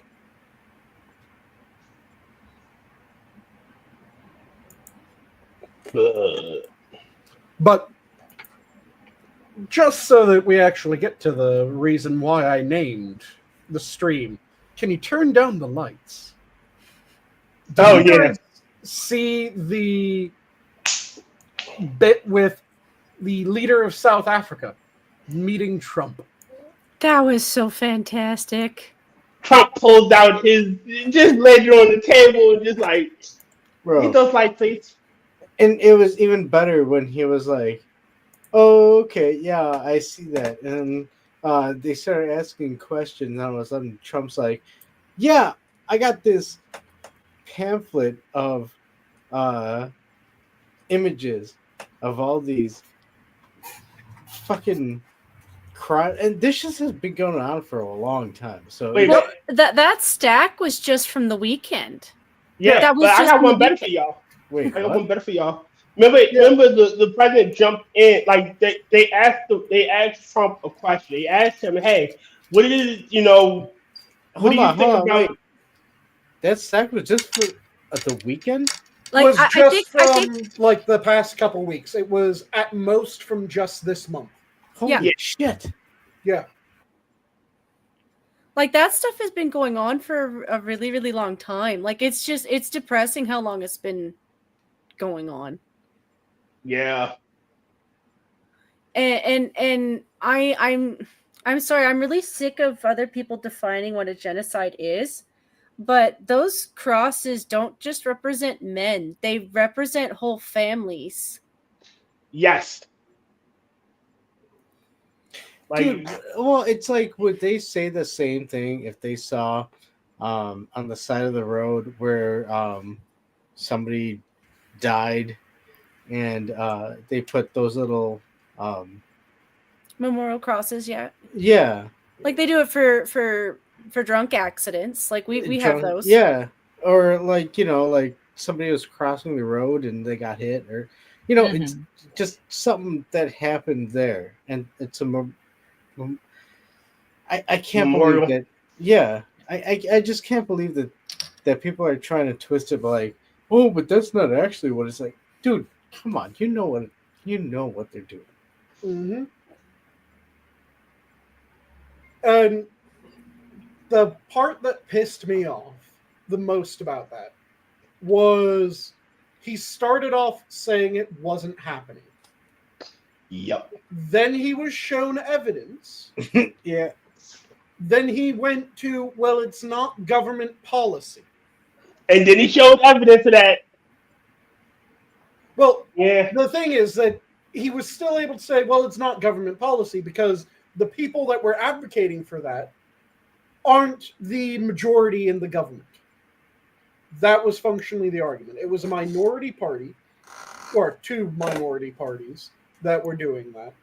So it wasn't government policy. But that isn't a good fucking defense. Also, why the hell did you try to say that it wasn't happening? Only to then say, well, it isn't government policy. If it isn't happening, if you were going to say that it isn't government policy, but it's happening, you should have just said, yes, it's a problem that we're currently combating. And then the question would have been, okay, can you tell us how you're combating it? Yep. by first trying to deny it, and then once you aren't able to deny it, say, well, it's government policy. Well, it's not government policy. That, fuck you. Also, the fact that one of the ministers that he brought with him, when he spoke, he immediately was going, yeah, it's a major issue. We know that it's a major issue.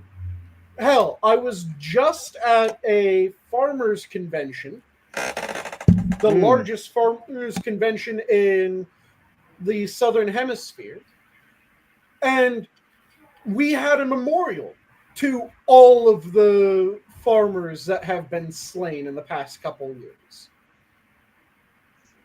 So, why the fuck did you try to deny it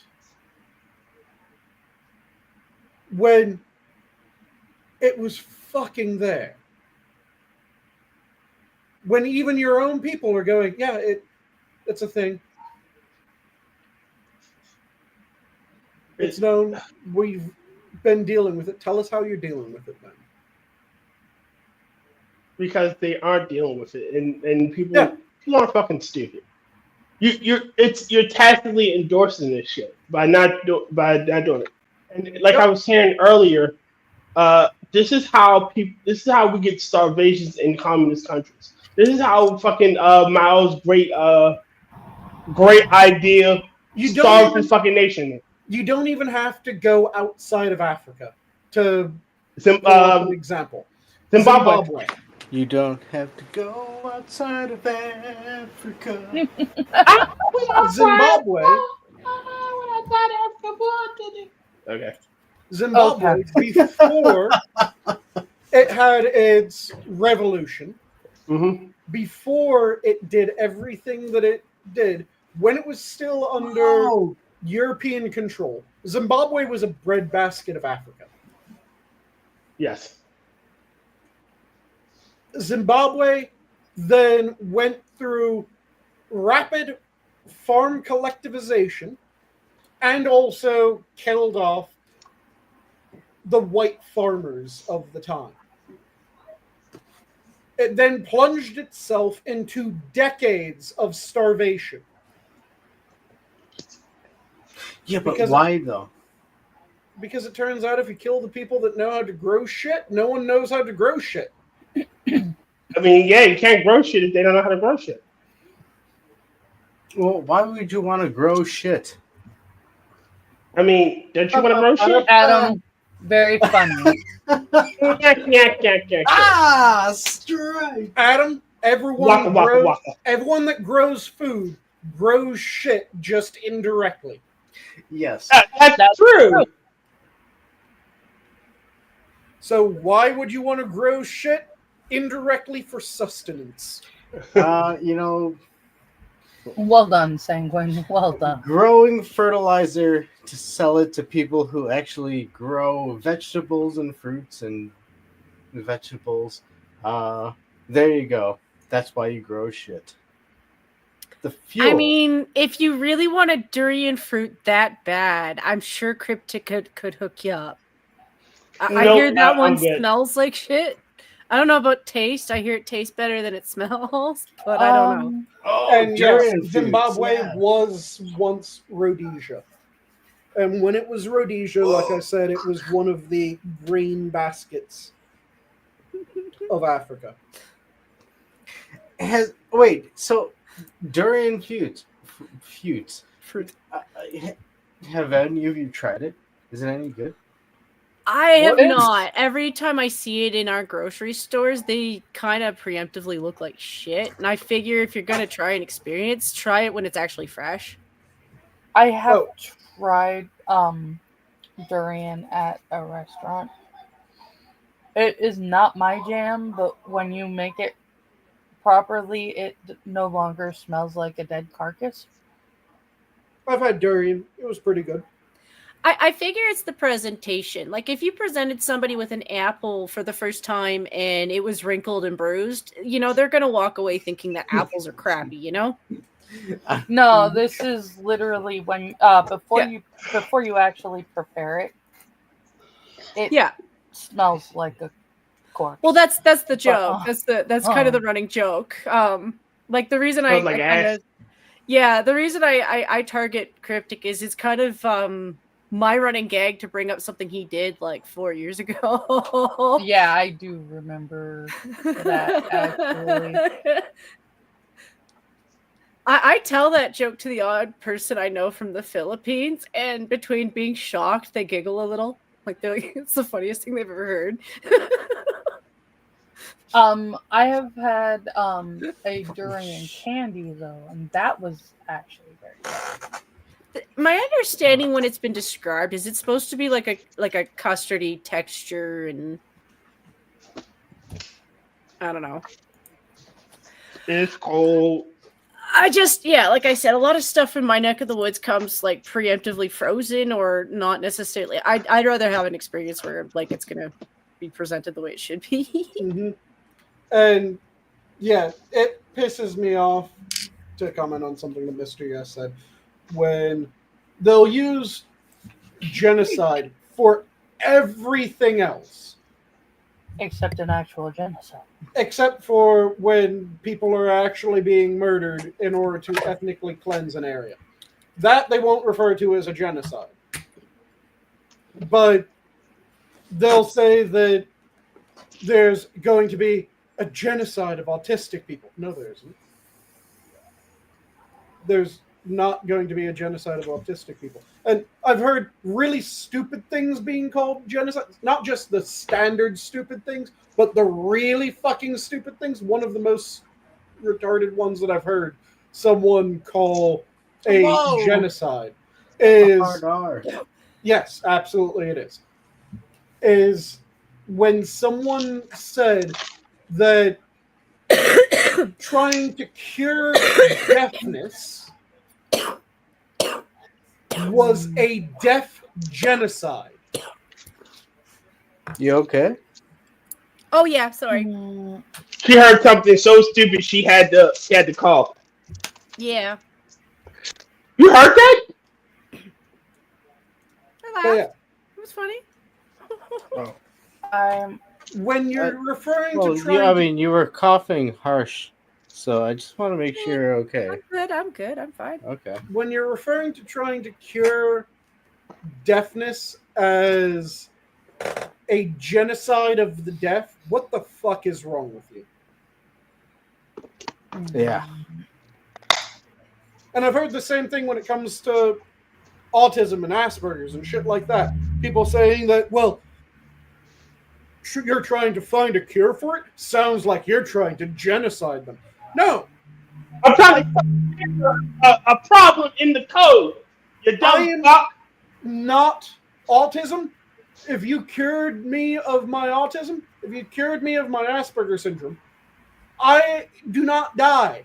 I just don't have a problem that I currently fucking have.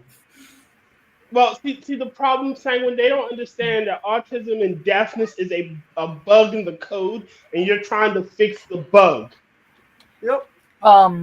It's also people wanting to fix the problem they're not coming from a position of thinking less of people because they have those kind of things. Like, yes, we do We're understand. trying to help people. Yeah, like people can function with it. Obviously, they have, but if you can offer the chance to improve that, a lot of people would take it. Yeah. See the problem is if someone came up to me and they had proof that they had developed a pill, that if I took that pill, all of the social symptoms that I have of my Asperger's syndrome would vanish.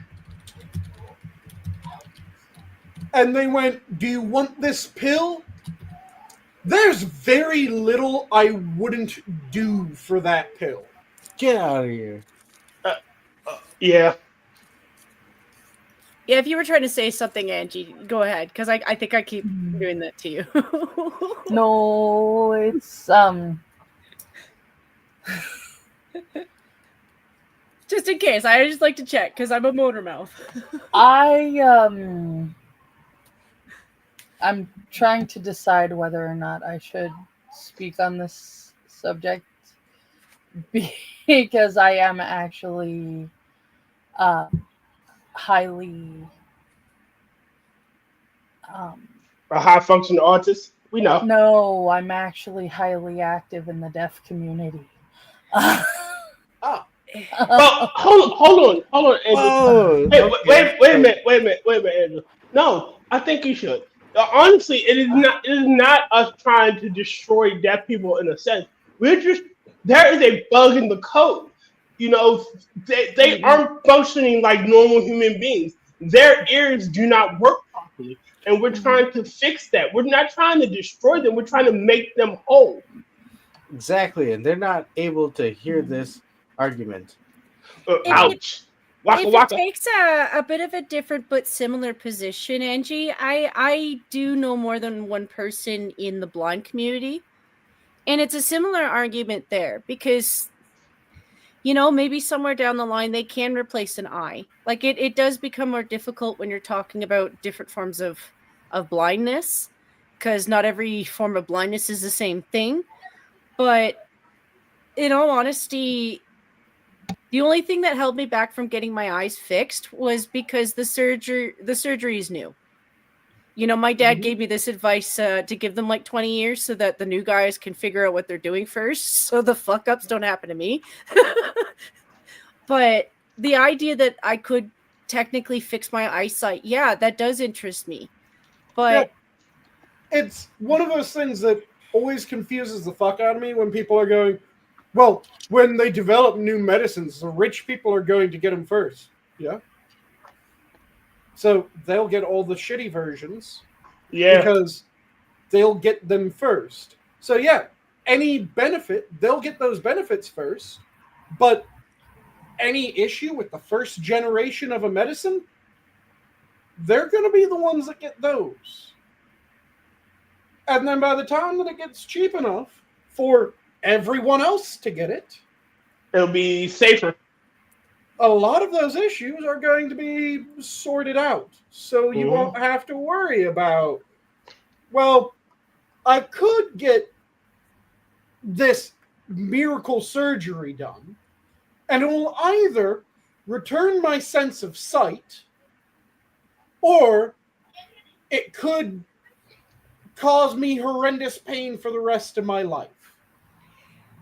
I think the other wisdom there was pretty similar, and a lot of people are going to get mad at me for this too, is it's a little bit similar to the trans argument too, because some surgeries are permanent.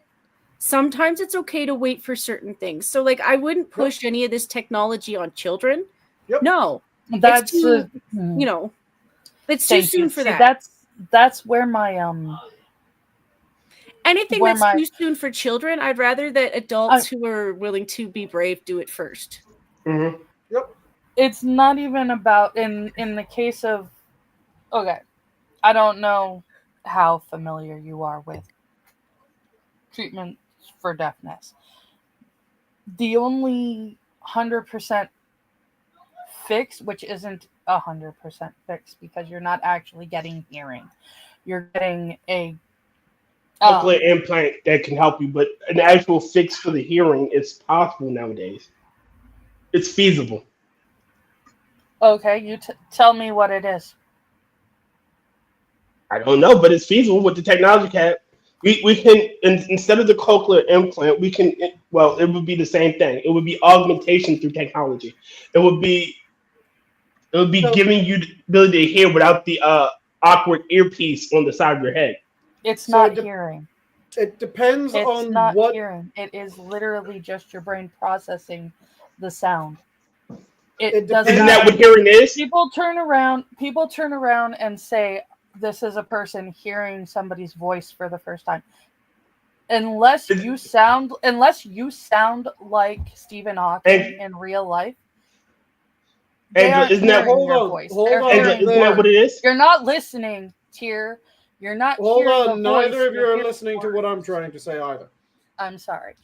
So it depends on what the origin of the lack of hearing is, because there's several different origins that can happen. You can have a lack of hearing where it is the brain regions are perfectly there. There's no issue with that. But there is a mechanical issue. Mechanical issues, it is highly likely that in the next couple decades, we will have a solution for mechanical deafness. So you have the proper brain region, and your brain region is functioning right. It's just your actual ear does not have the ability to receive sound. So it is highly likely that we will develop a solution to that within the next couple decades, tops. What is more of an issue, so that is in many cases people that have gone deaf rather than someone who was born deaf. If someone was born deaf, then there's a chance that it might be a mechanical or physiological issue. There's a chance that it is a issue with the brain. If it is an issue with the brain, that will take much longer for us to have a proper fix for. And that's always going to be the case when it comes to shit like that. Because once you start fiddle fucking with the brain, you have to be very careful. Because if you fuck up, you've really fucked up. And also that would require an entire neural map of not just the human brain, but being able to do specialized neural mapping of the individual patient's brain. And then figuring out how to functionally produce a region of a brain to augment someone else's brain. But the argument I was making was all hearing is your brain interpreting noise. It is your brain interpreting. But that's not true. Your voice is different than Sanguine's voice, is different than Jen's voice, is different than Adam's voice. The cochlear implant does not give you the ability to distinguish voices. It gives your brain the ability to process the words. So unless every single person sounds like Stephen Hawking... Well, hold on. So both of you are right and both of you are wrong. So if someone was not able to hear at all, and it gives you the ability to hear a monotone rendition of what is being done, what is being said, that is granting you the ability to hear, but it is not granting you fidelity in that hearing. But my argument is that all hearing is your brain processing auditory sounds. That's all it is. That's it. It's not the cadence. But even if we all sounded the exact same, you'd still be hearing. Yes, but there is an argument that is a tweak of the one that you were giving, Angela, where they aren't hearing in the way that... I never said it was perfect. Yeah, it is an imperfect ability to hear, which is something that can be improved upon. Now, being able to have those sounds interpreted in the brain, which, yes, that is a very rudimentary definition of the ability to hear... Well, not the ability to hear so much as the ability to hear and process. That can be improved, but it has to start with that. It's kind of like how eyes. So you guys are all familiar with the old creationist argument of irreducible complexity? No. So creationists for ages argued that the eyes were irreducibly complex, that you couldn't have a partial eye and still have it function. The problem is we have partial eyes that function throughout the animal kingdom where this shit happens. The most basic level of seeing are photoreceptive cells. Dogs can only see and can see are colorblind. They can't perceive the color. most basic ones go much lower than that. They just kind of are enough to go, there is light, there is no light. Okay. Then, and we have creatures that have that sort of eye, an eye that just determines, yep, there's light, no, there's no light.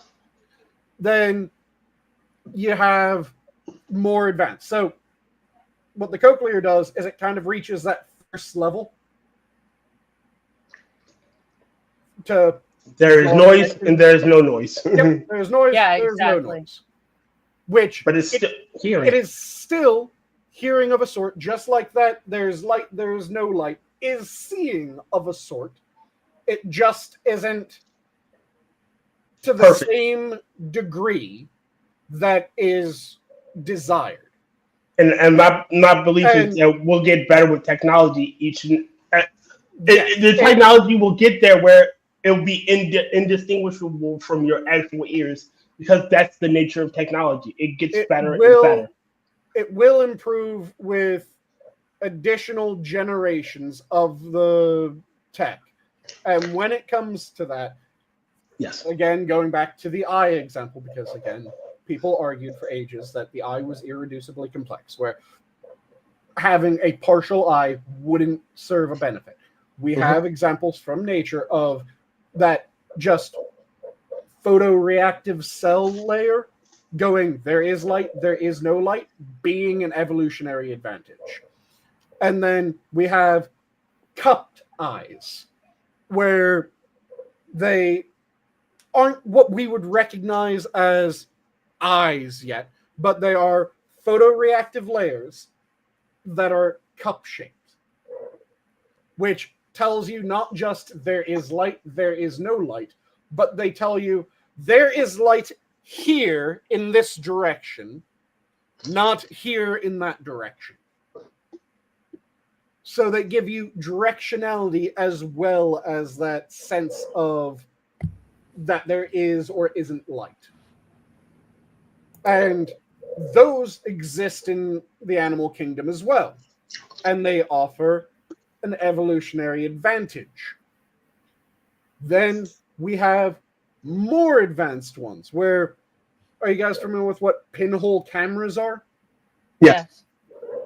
So when you go from a cupped eye to the more advanced version, you end up with effectively a pinhole camera, where it isn't great fidelity, but now you're able to get even more resolution in the image than with the cup. Yeah, but So- does it have like that fishhole lens?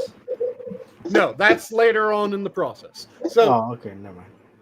you have pinhole camera eyes, effectively, where it has gone from just a cup to a cup that is almost a sphere with a hole in it. And that gives you even more accuracy with there is light over here, and you can pick up a bit more of detail from that. And then you have versions that have a very basic lens. And then you have more advanced lenses, and then you have more advanced lenses, and then you have more advanced lenses with a aqueous solution around the cells in order to keep them cleaner and hydrated in better working condition. So you have more and more advanced eyes as you look at adding different features onto the previous elements. So the idea of the eye being irreducibly complex was bullshit, because we have all these different levels of eyes, and hearing would be the same way, where the most basic element of hearing is you can tell that there's sound, then it goes from you can tell that there's sound to you can tell that there's sound, and you can differentiate sounds to a small degree. So you can tell that's speech, or that's just someone snapping their fingers. And then it goes more until you get to high fidelity sound recognition, which is you can tell that it's sound, you can tell that it is someone speaking, you can tell that it is not just someone speaking and that it is not just sound, but that is Bob from accounting and he's talking about some bullshit on the weekend. I don't give a damn, Bob, shut the fuck up. So you get each of those degrees. So it is granting hearing, but it is not granting full hearing, and it is not granting hearing to the degree that a lot of people think that it grants hearing.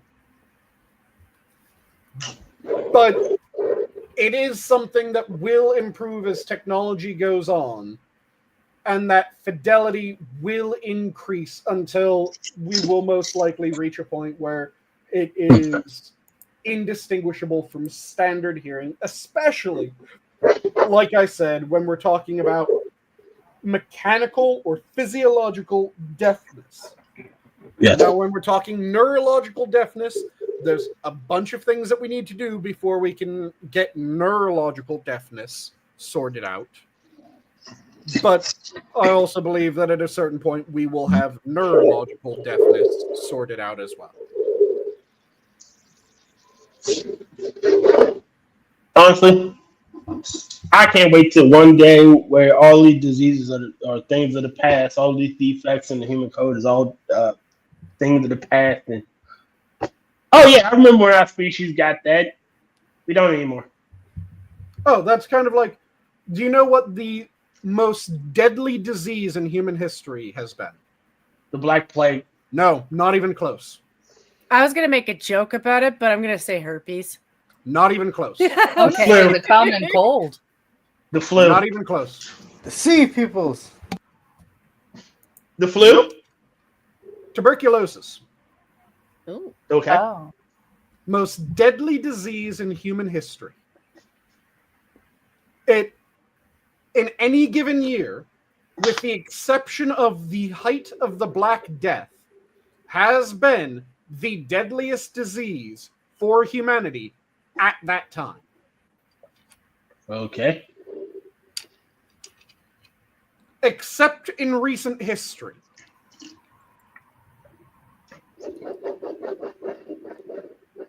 Why? INH.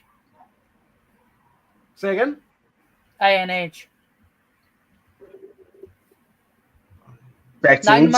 9-month course kept me from developing full-on tuberculosis. Thank you. So it's because we have treatments and we have ways of preventing it. So it went from the deadliest disease in human history that has, since almost the dawn of mankind, been responsible for the most deaths. And now suddenly it isn't that big of a deal.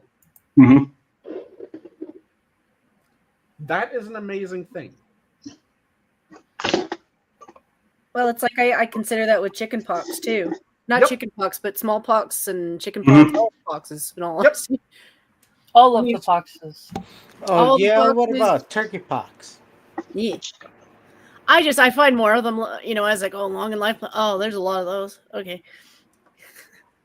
But no, it's not just that. Like we've conquered a lot of things. There's a lot of illnesses. Simplifying it fun, okay? Simplifying it fun. There's another one that has recently been a massive surge in what we can do about it is malaria. Mm-hmm. Malaria was one of the probably 10 most deadly diseases in human history. And for over a century, we were trying to develop a vaccine to malaria. And for over a century, we failed miserably. We developed 2 of them within the past 5 years. I think it's 5 years. It might be 10 years. We developed 2 that are actually functional malaria vaccines. That's amazing. The other one that I was trying to remember was leprosy. Didn't they actually find a fairly decent vaccine for that one too? Oh, we've had leprosy on the ropes for a while now, which is, again, ridiculous. It used to be this nightmarish condition, and now it's something that we deal with. Rightfully so. And another really good example. Leprosy still exists? That, unfortunately, yes, leprosy still exists. Every few years, there's another case that pops up, normally in California. Thank you. Angela, I need you to leave California. Hey, it's not my fault California has every few years leprosy and every few years the Black Death. They had the bubonic plague. But yeah, every few years it pops up with it. It's very strange. But another thing that has recently been resolved. So it used to be if someone had type 1 diabetes, that was a death sentence. Mm-hmm. There was no treatment and no cure. Excuse me. Then the anti-diabetic, what was it first referred to? It was the anti-diabetic primary, the anti-diabetic... I can't remember the first name for it. Became known as insulin. Was discovered. And we figured out how to isolate and then dose insulin. And something that was a death sentence became something that sucked, but you could have a long, healthy life after developing it. There have now been a few people that have been cured of type 1 diabetes. Did you guys know that? It has. No. Like fully cured, or Yeah, there are people that have been fully cured of type 1 diabetes. Do you know how? no? Please explain. Yeah. So this is a bit of a victory lap for me because this is something that I have been talking about since college. There's something called iPSCs, induced pluripotent stem cells. What they are is you take a human's skin cell, or any type of cell, you put in a handful of factors. The most common of them were the Yamazaki factors, the first 4 that were figured out. You slap those into the cell, and it goes from being a standard somatic cell to being a pluripotent stem cell. So you have pluripotent stem cells that can become any type of cell within the human body. You have multipotent stem cells that can become a variety of cells. You can turn a somatic cell, other than a blood or red blood cell, or a sex cell, into any other type of cell within the human body. Mm-hmm. By going through iPSC processes. So you have that. Then you have gene editing. So you take someone's epithelial cell, you take a cheek swab from someone who has type 1 diabetes. You isolate a few cells from that.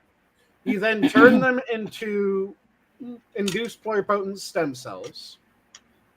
And after you turn them into induced pluripotent stem cells, you then do a minor little bit of gene editing